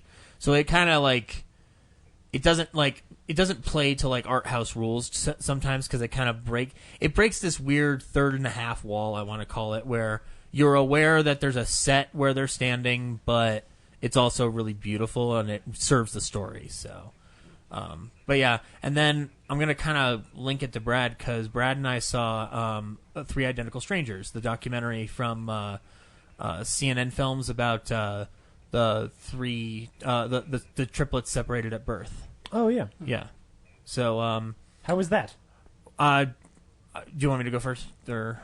Yeah, I guess. Yeah, sure. I loved it. I think it's been a good year to watch some documentaries in the theater, and this is definitely Won't You Be My Neighbor is a really good, thoughtful piece on a great man. Mm-hmm. But Three Identical Strangers is the kind of documentary I like to watch because it brings me to the attention of something I never knew existed, and then also kind of plays tricks on me emotionally to get me invested in the story at heart. it's very hard to talk about this film without spoiling it, and there are a bunch of spoilers throughout this entire film because unless you research the case on your own, which is why I'm going to spoil it. Oh, you are going to spoil it? Oh, okay. Well, one of the triplets kills the other ones. I will not be responsible for that, so I will just say that the twists and turns that happen with it are surprising, and the documentary to me, like, it's amazing how heartfelt and heartbreaking it can be. And it asks a very tough question by the end of it, which I think you have the answer already in your head, but you also have to. You're also thinking about just like the ramifications of the question and the answer. Is one of the triplets the Jinx? No. Okay. That would be an interesting twist. I don't want 3 Robert Durst. Brad, how did you like it? The things I'm going to talk about is probably my favorite of the week. Wow. Yeah, it's a good mystery, and the trailer pretty much leaves out the second half of the movie. Yeah. It does not go where I was expecting, and early on, as you see the different interviews, I kind of suspected somebody's missing from this. Testimonials, yeah. And that's like another great mystery that you have to go along with, and it goes to some interesting places I just didn't expect, and so it's pretty good. Yeah. And much like Going Clear, one of the heroes of the film, quote unquote, is Lawrence Wright, the author of the book Going Clear. Because I guess he was he plays a key role in figuring out certain things regarding the triplets' history. Is it something you would? This is weird to ask. I don't. Is it something to see in theaters, or could you rent it? I think you could rent it. However, I think it's cool to watch in the theater because if you watch it with the community, you're kind of sharing in the experience of being surprised with this story as well. Yeah. Like watching the big news prompter during a Godzilla attack. You're sharing in the emotion with everyone around you. It's similar to that. I will say though, even if you're just sitting at home, it's like I kind of equate it to when I saw the Slender Man documentary on HBO, where I'm like, I knew nothing about this. It kept surprising me at every turn. Yeah. So, or the Jinx even. So, but I'm a proponent. Go see documentaries in theaters because that's a criminally underrepresented art form in the theaters. So, yeah. But yeah, no, it's really good. Very cool. So the other movie I got to watch this week was Sorry to Bother You. Oh yeah! Wow. Which look at you being topical and edgy. No, I thought the trailer looked interesting and amusing. It's I don't know. I thought the audience in the theater was having more fun with it than I was. It is pretty weird in a lot of places, but it's really creative at the same time, while also tackling a lot of social issues that I think went over my head a little bit. And then there's in addition, there's something that's not in the trailers that's completely bonkers and off the wall that I wasn't prepared for, and it's like wow. So that's part of this movie. Okay. How would you what would you say the movie is? What's it? It's a social commentary, but it's done in a creative and humor filled way. Yeah. It's very surreal, I guess. Also, I should say that. Okay. It's an abstract in the trailer they show these telemarketers, and instead of just showing a split screen or cutting different shots, they just drop the guy on the table and they're in the same room doing the telemarketing exchange and stuff. And so it's a lot of stuff like that. Okay. The main character, his first day on the job, he puts I think it was a photo of his dad, and they used to work on cars together or something. And then throughout the movie, he'll look back at it, and the photo has changed. His dad's either happy or sad, depending on what he's doing. Oh. So there's just kind of stuff like that throughout. Yeah. Cool. So yeah. I think you should check it out, but I it's kind of up in the air if I can recommend it to anyone. I just don't. It's just so its own thing. Yeah. Yeah. That's sort of whether or not you're going to meet that halfway, right? Yeah, I can't say, you'll like it. I don't know. Right. It sounds like my kind of film. Bonkers. Yep.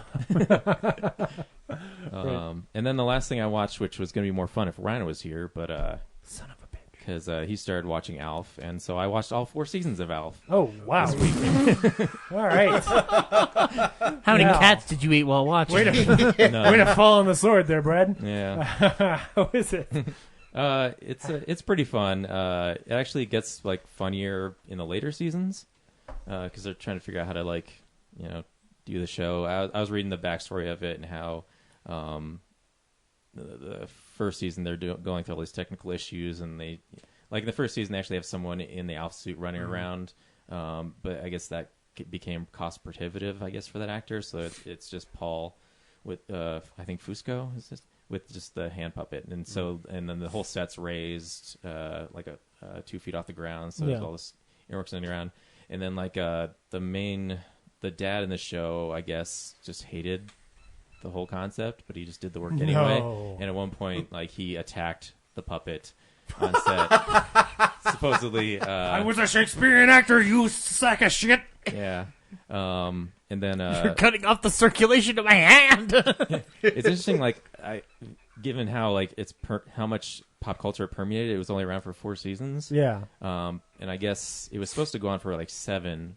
But NBC just kind of abruptly canceled it, and then later on we're like, we probably should have had that for 3 more years. Yeah. 7 seasons in a movie, right? Right. Yeah, well, I guess they're trying to do a movie, but there's been tons of like they did the last episode is kind of a cliffhanger because I think they thought they were going to go to season 5. So Alf gets so it's like Woody's Roundup. So the alien task force shows up just as Alf's about to go back to his home planet. Sure. And it just ends there. And then I think in 1996, there was like a TV movie called Project Alf where they resolved that whole storyline. And I watched it back then, having not seen the TV series. I was like, where's the Tanner family? Like, what is this? So it wasn't as fun. I want to go back. Also called the Tanner family? Yeah, it's the Full House, Full right? House, yeah. They're also the Tanner family. And it's weird because I swear in season 1 they talk about like their home is in Pennsylvania or Ohio because there's an episode where Alf really wants to go see snow, and so they're trying to like track down a Christmas tree at the last minute. But then for the rest of the season, season 3 and 4, they specifically say they were like in California. So I don't know. Does it snow in Northern California? Yeah. Anyway, it snows in certain parts of like the southern part, but like the upper southern part. Yeah. Depends on the elevation. Yeah. But yeah, it's fun. It's really corny and cheesy, and kind of safe humored stuff because it's NBC in the 80s. But right.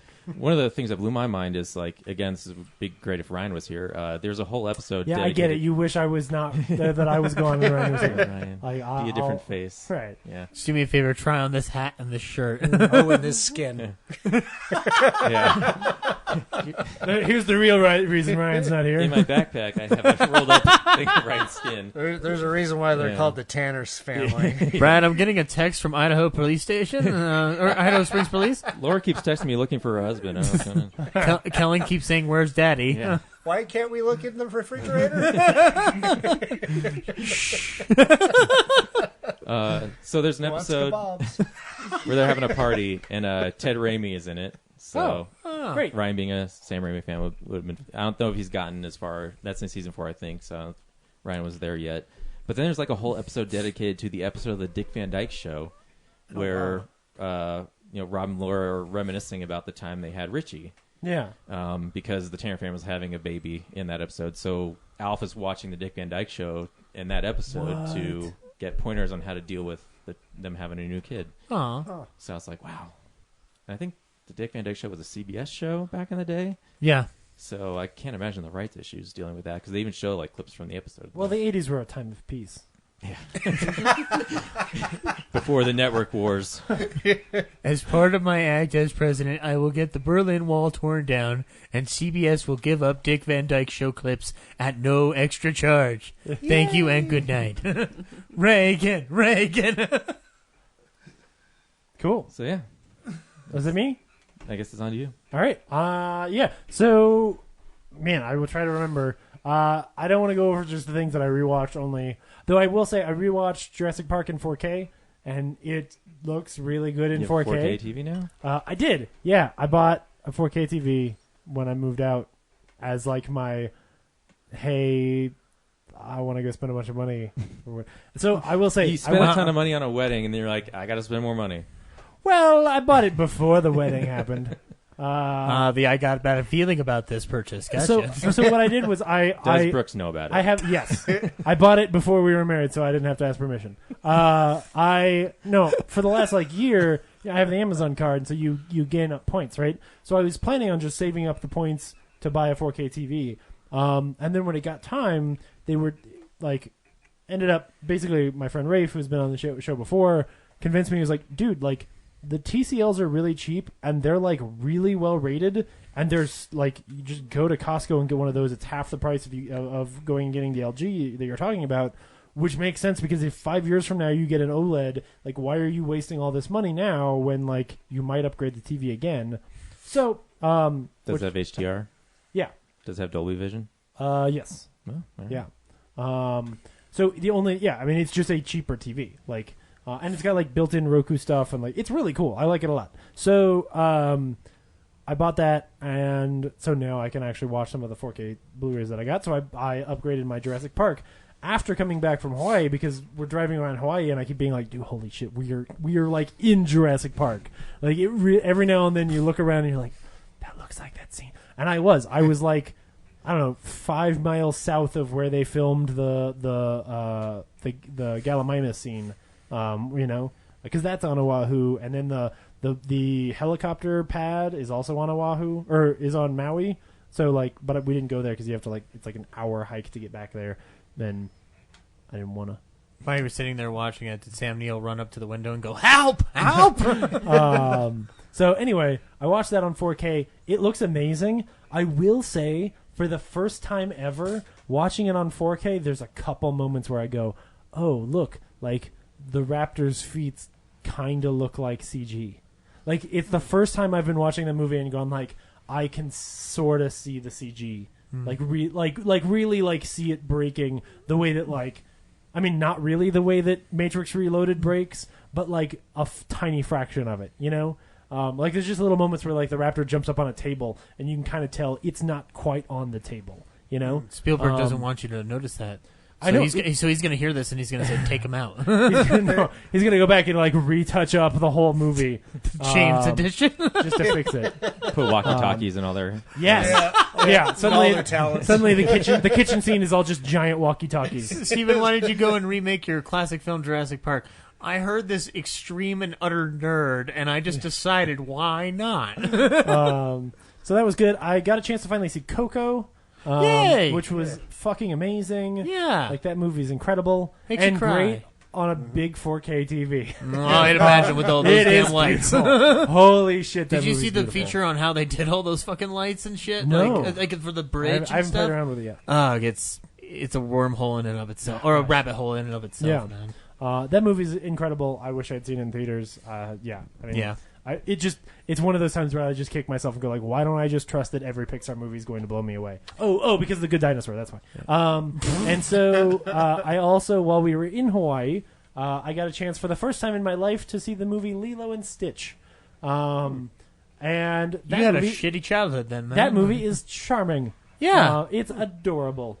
Oahu means family. I'd just never seen it. So no, I think it came out at that time where I was getting older, and so we weren't going to see animated movies as much. I wanted to go see Angelina Jolie in Tomb Raider, and I didn't care about seeing Lilo and Stitch, and so I just never got around to seeing it. I feel so bad for you. You keep saying terrible things over and over again. But it's really charming and wonderful. Yeah. And then I did this week get a chance to go see Ant-Man and the Wasp. I almost said Ant-Man versus the Wasp. Which I will say was good, but probably one of the more disappointing Marvel movies for me. I sort of walked away going man, the plot is so thin that I was kind of it felt like an episode of Star Trek where when they would get to a point where, and they even joke about it, when they would get to a point where they needed to explain what the hell was going on, they just rambled nonsense garbage with the word quantum in there, and it was like there's all these puzzle pieces, but none of them make any sense, and they're not even to the same puzzle. We're just plug it in and it'll be fine. The movie's fun. I enjoyed myself, but I didn't walk out of it and be like, oh man, they just knocked it out of the park one more time. The one thing I will say, and it's kind of like you said, Dan, I when it was over, I kind of wanted man, I really want the Disney Fox thing to go through so that they get Fantastic Four, and they should just give Fantastic Four to this guy, because this feels like tonally really close to what I would want a Fantastic Four movie to be. Like, it is almost a family film in a very sort of 80s kind of feel. Like, it's just lighthearted and fun, and the stakes are surprisingly never that high, because even the villain is so kind of threadbare and kind of not a villain that, like, there's not a lot at stake. Yeah, there's not really a real villain in the whole thing. Yeah, like Ghost is bad, but you also root for her in the end. Like, you want her to turn it around. Like, she is not the Black Panther Killmonger villain. Like, I think the issue, like, because I still think people should see it. Oh, I do too. Like, I think it's fun. But like, as I think more on it, it's just like, you know what, like, any expectation you had for Ant-Man and the Wasp would have been trumped by the thing that it was released 2 months ago anyway. Yeah. So it's kind of just like, even if it's not the best Marvel movie, it's still a nice reprieve from the downer ending of Infinity War. So I think there's some stuff kind of like it just lacks a few punches. Even in the very first scene, like when Michael Douglas is talking about his wife being missing and him needing to go find her, like, I never get his urgency to go find her. Like, it feels like this is the thing we're doing. Sure. Whereas I needed him to have that scene where he's like, no, like, I have carried this weight for a long time, and I feel guilty, and I feel shame, and I have to fix this. And I never quite got that from him. And I don't know if it's that the script doesn't quite do it, or if it's just that he is phoning it in because he's just like, I don't know, I want another boat. I'm not sure, but I'm just imagining Michael Douglas singing "I'm on a boat." It's funny because I almost feel like the title actually works really well, because the real main character of this movie ends up feeling like the Wasp, and I appreciate that part of it. Like, that was kind of cool, right? Because it's almost like it's boring when Paul Rudd's not in the movie, but then when he's in the movie, he has nothing to do with the plot. Yeah. Like, nothing that's going on has to do with him, other than for some really good, like, the house arrest moments. Yeah, the whole house arrest thing, right? Which is fun, but it is contrived. Yeah. Like, growing to half size. Yeah, it'd be like if the plot of Lethal Weapon was that he's retiring in 3 days. Yeah. Like, it's There's not, a bomb on the toilet. Yeah. My bigger issue still from the last week was still that, like, there's a bit too much on the villain front. Like, I don't really think I needed Justified guy. Yeah, Walton Goggins. I should know him. I should know him. He's in that Quentin Tarantino movie. You hate. Right. The time they wasted on him is time they should have spent having a villain. Yeah. Like, because Ghost is cool and those action scenes are cool, but actually, the action scenes between them and Walton Goggins' henchmen are cooler. Like, it gives a great setup for the Wasp to do things, which is awesome. I saw a theory that he is working for Norman Osborn. Yeah. Willem Dafoe? No. I'm hoping on a wing and a prayer. Hopefully not Chris Cooper. Yeah. Wasn't he dead or something in Amazing Spider-Man 2? Yeah. Yeah. Get Carl Reiner to do it. Who knows? Seriously. With Ant-Man too, I heard somebody mention this, and I felt this comment was appropriate, that it's like the palate cleanser for the Marvel movies. Yeah. So it's like basically your fried banana after a good steak dinner. Ooh, fried banana so good. I think that makes a lot of sense. Yeah. And it's especially true because, like, I think the timing. A friend of mine said something about, like, oh man, it's really too bad the movie came out now and not like in the fall, because now there's nothing until basically March. But I was like, well, yeah, but the difference is that in my audience, I saw it a few days late, but in my audience, when the stinger happens, which, I mean, spoilers for Infinity War, but when the stinger happens, and things happen, I guess I don't have to spoil anything. When the stinger happens and things happen that are related to Infinity War, like, my audience all suddenly, like, felt it again. And so the fact that, like, that wound is only 3 months old actually hits, whereas if you waited until the fall, it would. I'm afraid it would either be annoying or it would kind of be like, oh yeah, I remember that thing. Whereas now, like, it happens and it's like, motherfucker, like, it's like if someone just as I was healing, like, not only do you do you kill more people, but you also put characters that I like in terrible, like, holy shit, what do we do situations? Like, it's you made it worse again. It's like if you hit someone with your car and then get out of the car and tell them, okay, I'm not going to hit you with my car again. And then go, I lied. And then just proceed to hit him over again and again. Right. Well, yeah, because it's like, oh, for the last 3 months, as people have been speculating on, like, well, who's going to get, snapped at the end of Ant-Man? When you find out, it's like, well, how about it's all worse than you could imagine? Like, it's just none of your guesses are right because make them worse. I say this with all respect and admiration. Kevin Feige is an emotionally manipulative monster. Especially, we didn't talk about this in news, but this last week he revealed that the snap includes animals, which means that as part of the snap, half of all dogs and cats are also dead, including puppies, and kittens. All the cute things. Yeah, like everything cute. Half of all adorable rabbits are dead. So anyway, but take solace in the fact that half of the really disturbing things living at the bottom of the sea are also gone. Also true. Half of kaiju dead. Yeah. Oh. Right. While in hibernation at the bottom of the ocean, half of all kaiju are dead. It is in the universe. Maybe the snap got rid of all the ETs. True. Yes. No fin fan foom. But there's a 50% chance that ET himself was among the dead. Which I know you're hoping for. I am. Honestly, I would rather save one civilization and kill his civilization. James doesn't like E.T. I like E.T., but I don't mind him being gone as long as Alf is still around. Right, I was gonna say all of Alf's civilization is alive, but the E.T.s are dead. It's not. That's from the first episode. He's on Earth because Melmac got destroyed. So. Oh, he's the last on Krypton. Oh my goodness. Yeah.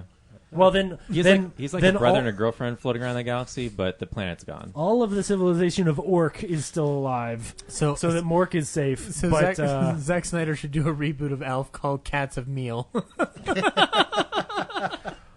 Anyway, I don't know what else I saw, but I'm sure that was enough. No, there's one more thing, which is I've been watching a lot of the Great British Baking Show on Netflix. Because I'm married now, and that's what happens. This is just a loaded. No, here's what I'm going to say. I think it's the best reality TV show I've ever seen.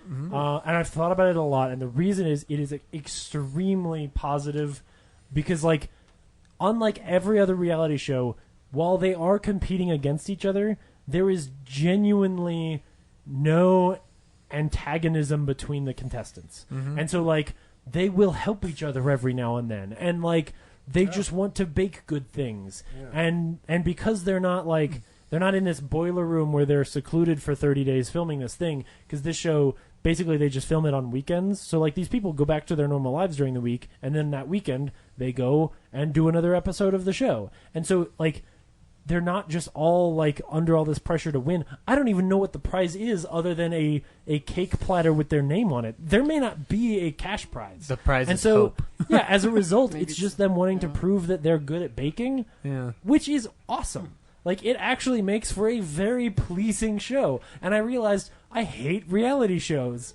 That whole thing of them all getting into gangs and fighting each other isn't actually as much fun as if they just tried. You didn't realize that when they started to begin with? I'm just saying, this one is really pleasant. Maybe the grand prize is a cookbook that animates cupcakes and brings them back to life. The grand prize is you don't get your head blown off by a cake. That's in season 3 they start killing people with with carnivorous cupcakes. That's the part I haven't gotten to yet. You can just control them. You can do whatever you want with them. There we go. I like this idea. At least you got to rewrite that comic book for British Bake Off. Yeah. Origin story. But yeah, anyway, there's begins. There's 4 seasons on Netflix, so you can go watch some great British baking show, and it's pleasant, delightful. That's what it is. Anyway, that's what I've been watching. So this week, we went and saw Skyscraper. Brad, should people go see Skyscraper? I don't know. I didn't go see it. Great. Dan, should people go see Skyscraper? I don't know, but we can make shit up about it. Great. Elise, should people go see Skyscraper? We can definitely make some stuff up about it. Great. I have no idea because I didn't see this shit. Zach, should people go see Skyscraper? I hate you all. I liked Rampage more. If we're talking about the Rock movies, Wow. I was incredibly bored by this film.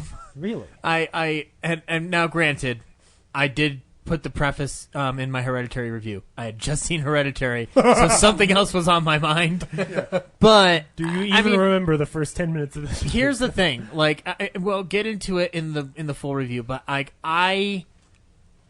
I'm tired. I'm kidding. I'm not tired of it, but I'm getting really bored with us trying to remake Die Hard without actually remaking Die Hard. Either go big or go home. That was a loaded sentence. Are you suggesting someone should remake Die Hard? I'm just saying, like, I'm tired of, like, I get it. Terrorist sees a building hostage. Do the Towering Inferno, like, with Dwayne Johnson. That's what I want, where nature and fire and the building girders themselves are the villain. It's got O.J. Simpson in it. Because this movie almost does that, but it doesn't. Like, it's still tethered to this bad guy plot. I will say, though, if you want like a roller coaster type of experience, like on an IMAX screen or an RPX or a Dolby, then this will definitely cover you for the week. Sure. But I don't know. Like, we'll get into it after the trailer's played. Cool. Yeah. Well, speak of the devil. Here comes the trailer.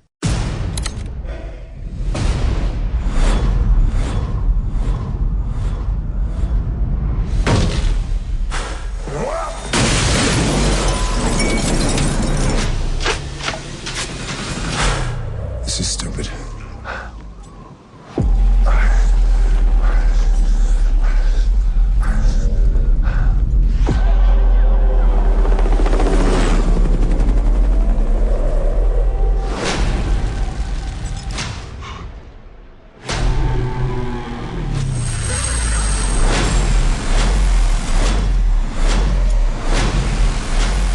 One, two, three.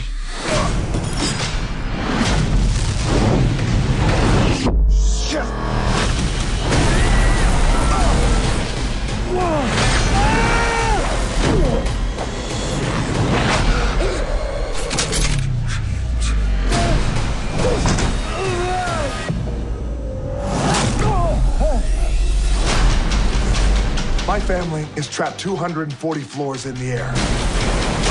So what's the plan? Whatever it takes. We got this.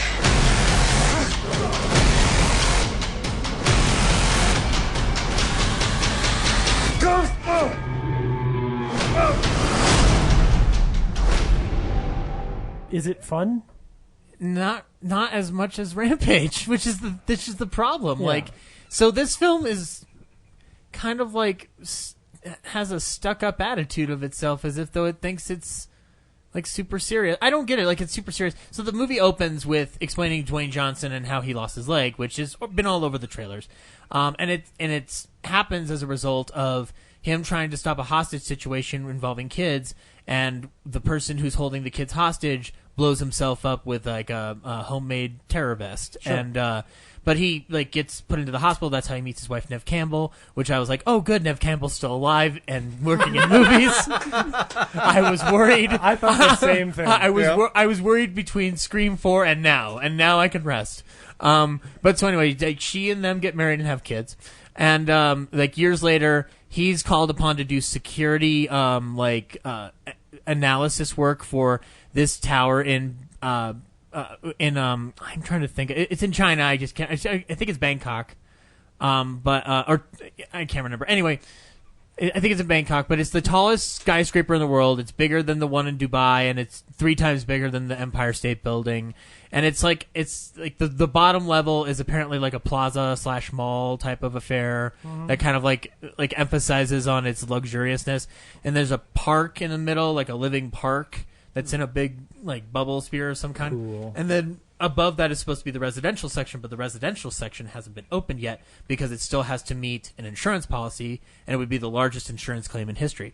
So Dwayne Johnson's character's job is to approve it, so then that way they can get the insurance and then open up the residential area. But there's a plot going on that no one else knows about.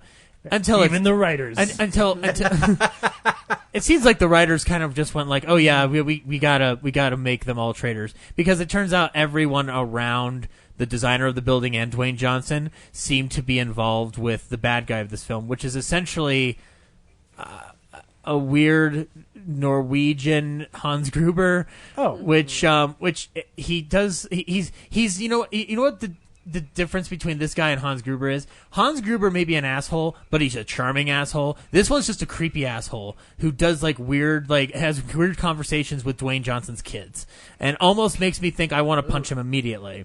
Which I guess makes him an okay villain. I don't know. Your villain, I need to hate you a lot in order for you to be a good villain, I guess. So anyway, the person who brought Dwayne Johnson in on the job betrays him because they're trying to get a tablet that hooks into the security system of the tower. Wait. Is this movie the plot of Hurricane Heist, but in a building? Because I still haven't seen Hurricane Heist, but I've heard I know you've told me the story so many times. There is also an iPad what controls the security system that Maggie Grace has hidden that all the bad guys are trying to get a hold of so they can open up the shredder and steal all the money. Yes, but does your tablet have facial recognition? Yes. So that's why they need Dwayne Johnson is to open up that thing. So that's why his friend betrays him. But everything goes south because the kids and the mother go back to the building from the zoo because they got sick before they could see the pandas. They're trying to cram a bunch of stuff into a movie about a building being set on fire.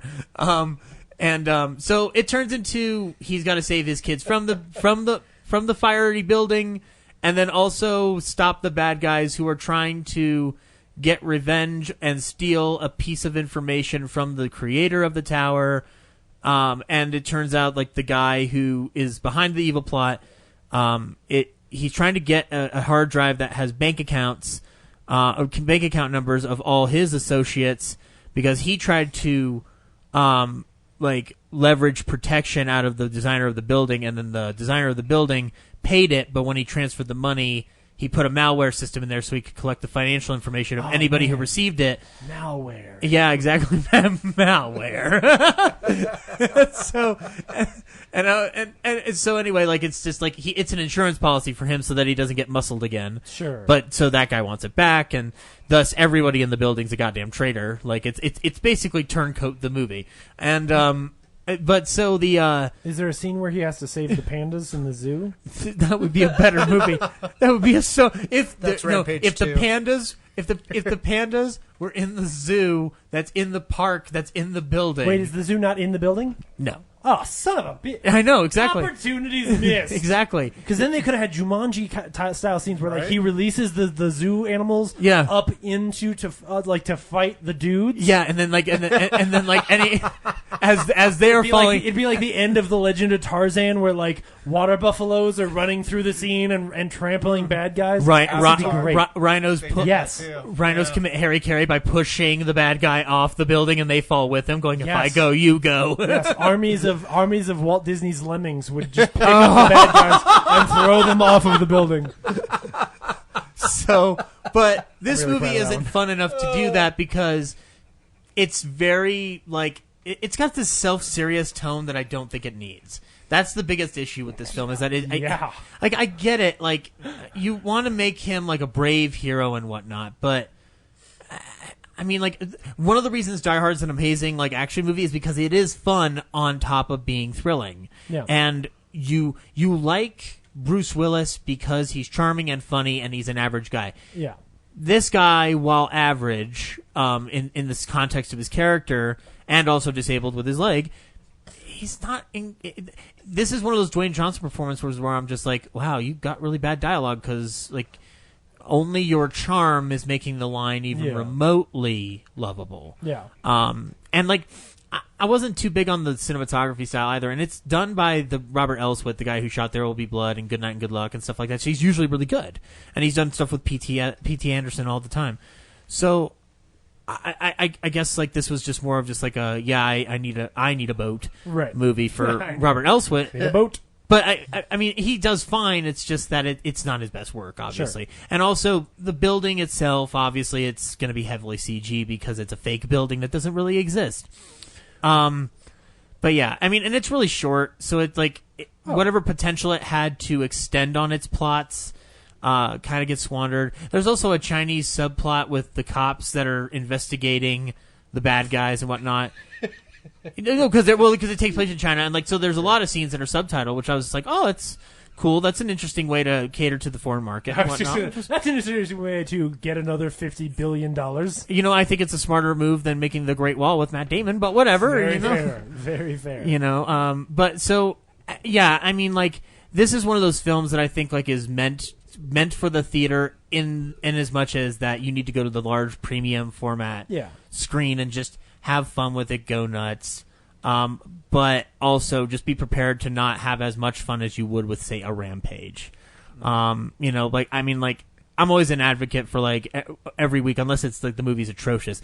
Go ahead and see a movie. See any movie you want to. But this film is I don't think I really would want to re-see it. It's not as fun as San Andreas, which is weird because San Andreas, while it feels self-serious, also manages to have a lot more fun than it should. Yeah. And also makes just makes the Mr. Fantastic guy a complete and utter dick. Yeah. This film does nothing of that value. So I don't know. Would you say you would rather have seen a documentary about the complexity of the elevator system that building would require? I mean, if Peter Coyote from the Ken Burns documentaries narrates it, and I have Steve Martin doing a voice that's reading a letter, yeah, sure. But all right, we can make that happen. That was my first thought. As I was just like, how many elevators does that thing have? It's funny because there's a great scene where they've got to send her down the elevator at a fast pace, and then she's got to release the lever, and it looks cool, but I guess it would look and feel cooler if it wasn't so heavily computerized. Because everything computer related in the film CG wise is just you know what, I already know they're gonna make it, so I'm not gonna hold my breath, and and I know that makes me a cynical asshole, but it does. Yeah. So, but anyway, yeah, I prefer the movie with the flying wolf and Joe Manganiello getting eaten by that wolf, or Malin or Malin Akerman phoning it in hardcore, doing a thing. Well, you know what? She needs a boat chewing scenery left. I'm right. gonna do a new series called Stars Who Need Boats. Yeah. Well, cool. So yeah, sure, Skyscraper. Well, this week we also went and saw Hotel Transylvania 3 School Days. Zach, should people go see Hotel Transylvania 3 School Days? I haven't seen it yet, but I can ask questions of our people who have seen it so that I can get pumped to see it this week. Great. Brad, should people go see Hotel Transylvania 3 Family Vacation? I did not see any movies this week. So. Great. I didn't see it either. Dan and Elise, should people go see Hotel Transylvania 3 Oops, I Married My Daughter? What's it called? Yeah. I think you got it right. Yeah. Oops, I married my daughter. Yeah. No, it's what is it? Number 25 in the Texas Chainsaw Massacre family of films. Yeah.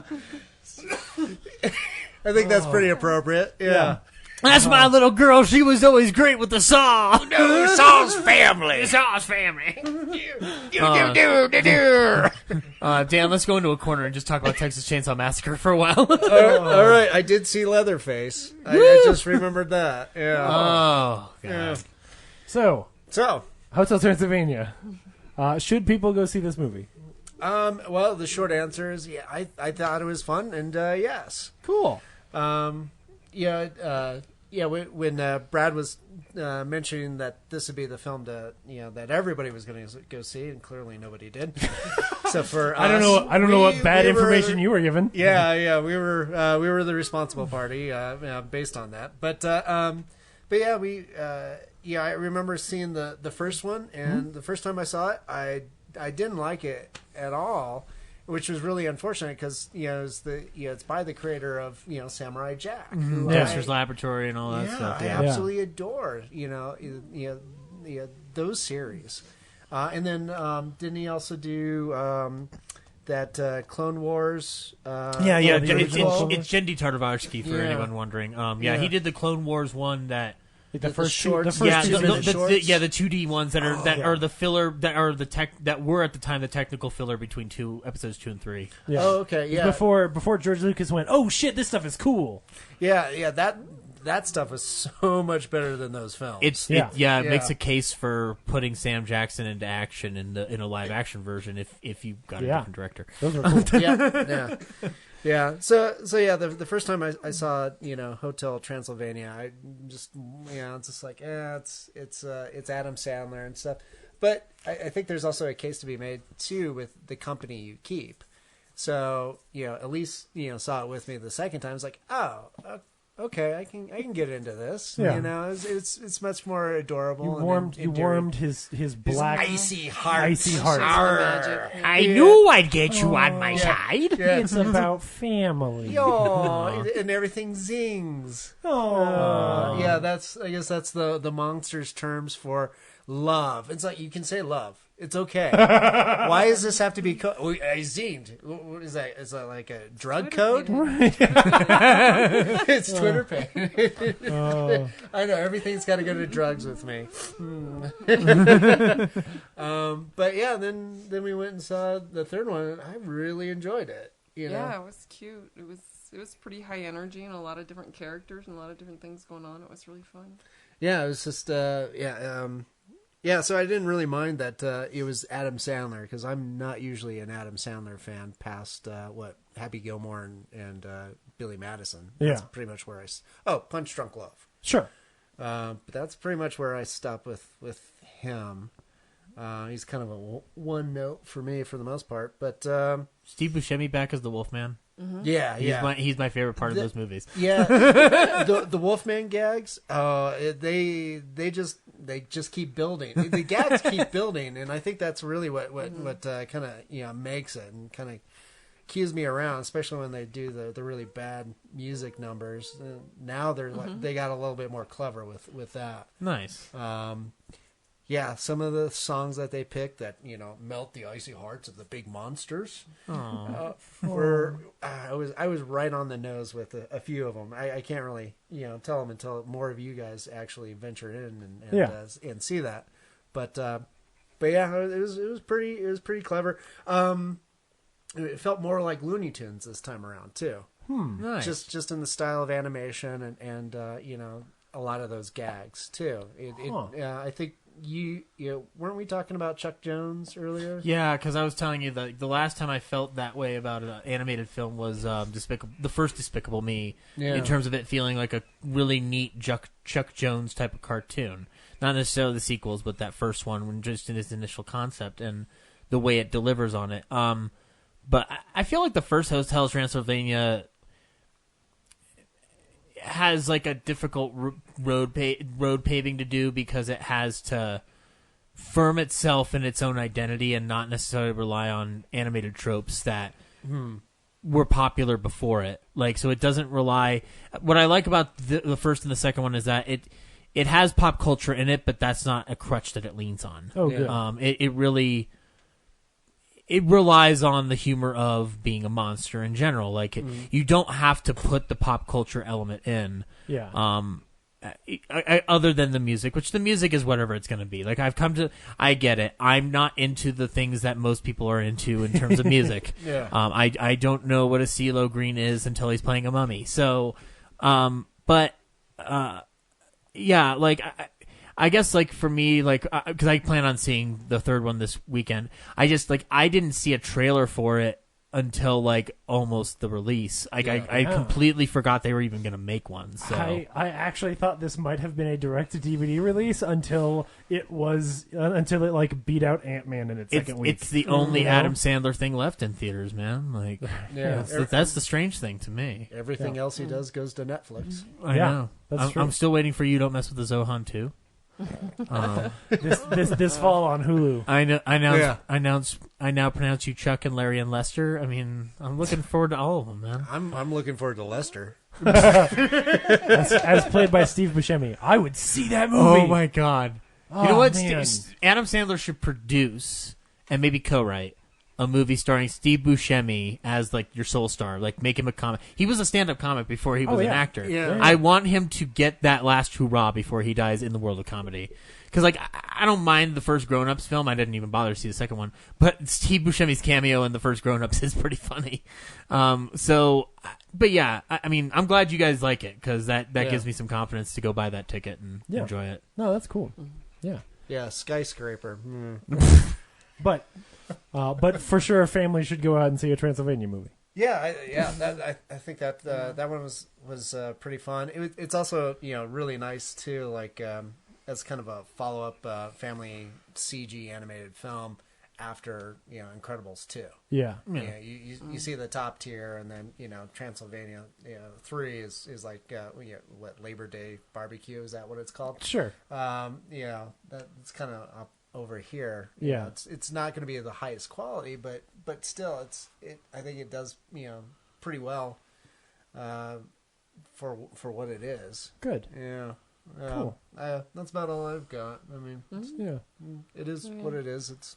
Sounds it's good. Sugar. Well, I appreciate you going and seeing it for us. Yeah. Though it sounds like you got while none of us saw it too, we probably would have been better off if we had. So. Yeah. Yeah. Sorry. Ryan was supposed to be here, and he saw both Ryan's movies, and that kind of. Yeah. I I spent 11 hours this weekend building IKEA furniture. So I was like, the only chance I had to see a movie was to see Ant-Man. I used it on Ant-Man, and I was like, okay, that seemed like the right choice. Yeah. You know what?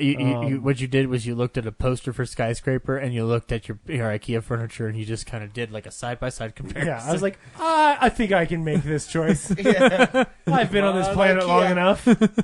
I'm enough of an adult. I can figure this out. As you're building the IKEA furniture, you pause for a second, and you go, yeah, I'm sure he makes it out of that building okay. Yeah, I figured so. Yeah.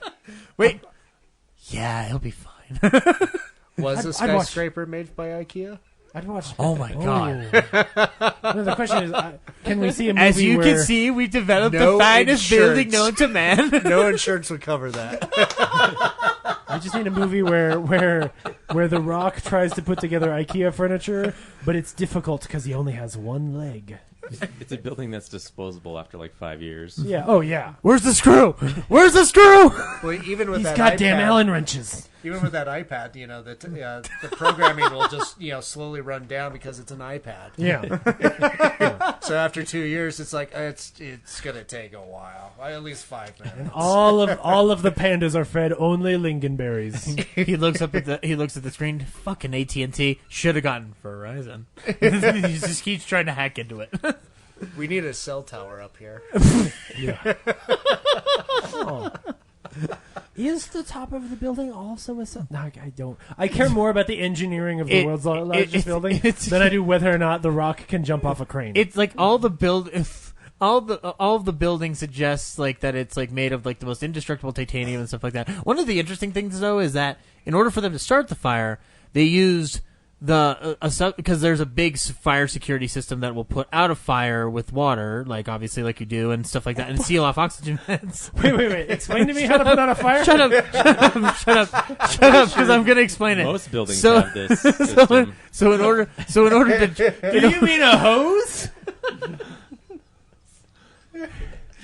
16 dudes with 16 buckets. In order to trick the sprinkler system, they put in water flammable material all over the floor, and then put a road flare near the ground, and then that or near the sprinkler, and that sets off the sprinkler, which then sets off the fire. So that was a pretty cool scene. Wait. So they light the water on fire? So it's like they put a water flammable substance on it. Okay. So like one of those things like when you put water on it.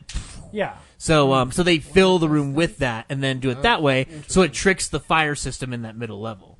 But everything's on fire in that building. Was it water with gasoline in it? Yeah, you mean... Here's the thing. I didn't know water flammable things existed like that.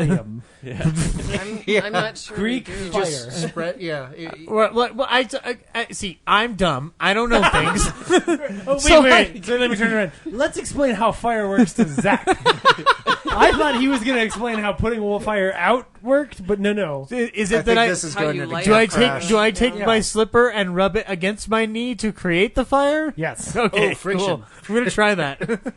Oh my. But yeah, goodness. no, I don't know. I thought it was an interesting way of like quote unquote getting around the highest tech security system in the world. The way to get around a fire suppression system, fire. Keep the fire suppression system The more busy. the more you drill holes into this nonsensical, horrible remake of the Towering Inferno, the less I want to see it ever again. Now, drilling holes in the fire suppression system, another way to deactivate it. Wow. What are we doing with the pumps? Drilling holes. Brad, what are we not seeing next week? Oh man, what is that? I know. I have no idea. Mamma It's Mia, 2 weeks. It's Mamma Mia It's 2. 2 weeks till it's 2 weeks till a good movie. It's the Equalizer 2 or Mamma Mia 2 or something indie. Did any of us see The Equalizer? I never saw I didn't. I saw the first one. It was okay. Is it I good? saw that too. There was a kick-ass looking 4K It's release Denzel. like last week. Yeah. It's Denzel, man. Yeah, That's all you it's probably need. fine. He's got an Uzi in there. He made me want to see a movie about fighting a train, so I will go. Hey, that was all right. Actually, The- he fought the 2 late Tony trains Stark. because of the Pelham 1-2-3 remake as well. So Yeah. actually, he fought a train and Travolta at the same time. Like they're 2 equal adversaries. Yep, both are trains. Both have incredible momentum. Especially Travolta's hairpiece. Yeah. I was going to say one on a railroad track and one on the dance floor. Yeah. At one point. Yeah. About 2 points. That's what Gotti needed. He needed to dance in that movie. He doesn't dance in that movie. If only he'd spent a little time fighting Tony's depression. Brad, what are we saying? Another option is Unfriended to the dark web. Okay, well, I'll miss next Daniel. week. Yeah. Maybe we should do a I film gotta be explosion. honest. I have no interest. Ooh, we should do a film explosion. We could do a film explosion. How many have we done this year? Just one? 1998. Yeah, 98 is next. Yeah. Everyone's gonna have Godzilla on their list, right? I am. What's better than Velociraptors? I mean, Ryan has to show up for us to do it. Well, yeah, but we can I'm make that happen. Matthew Broderick. This person, Ryan, that you keep talking about, we're pretty convinced he doesn't exist. Well, it's funny because they were pretty convinced I didn't exist. He's a until about puppet 20 in my minutes closet. ago. We call Yeah, him a we meat should puppet. totally do that because I would rather do that than see Mamma Mia 2. We'll Because have to I'd figure out- rather do that than see Mamma Mia 1. We'll have to probably figure out scheduling then. 'cause- Yeah, we'll figure it out. Yeah. There's a way to do it. All right, cool. Cool. Dan, Yeah. Elise. Well, Elise, thank Dan, you for Elise, coming on the show. one more time. Thanks for talking about shitty buildings with us. IKEA buildings. How do people find you? How do they support? Where do they go? Call to action. bit.ly/Camp Crash to support the Camp Crash web series Kickstarter. They can find me on Instagram, Daniel_Crosier. And then also my production company is called Misassembly, so just misassembly.com. And Very you can cool. probably Google me and find me on porn for all I know. Weird. Okay. Wow. That was wasn't expecting that part. I'm about Why to don't we go talk about your down a porn movies all the rabbit time? hole. I can. movies. Yeah. One more time. You've subtly dropped a skill we didn't know about. Oh, sheesh. My goodness. Wow. Have I told you about the video where I paint murals naked? That one. Yes. This man's nude crochet is impeccable. Actually, holy shit, I have seen you nude because of that Camp Crash pilot. Yeah. Wait. What? Another one. And I'm not watching it. Oh shit. Maybe I'll watch that PG version. Yeah. It's more up your alley. Family friendly. It's a nice palate cleanser. Oh. Cool. Very cool. Sweet. Well, thanks for coming on the show, guys. Really appreciate it. Before we go, No. we're coming up like this week when the episode drops, 6th anniversary of the events in Aurora. Yeah. Please go to aurorarise.org and donate whatever you can to help victims of the Aurora Theater shooting, please. Yeah. Thank you. Absolutely. Yeah, and they posted a thing this week about the scholarship, yeah. education scholarship. Yeah. So go To check help that kids out who as are well. struggling in middle and high school. Yeah, so if you know any applicants, make sure you. I don't remember what the due date is, but it's soonish. Yeah, we'll put some information on the website. Yeah. So very cool. Sweet. All right. Thanks everybody. Mm-hmm. It's good to be back. Bye. Bye. Thanks for having us.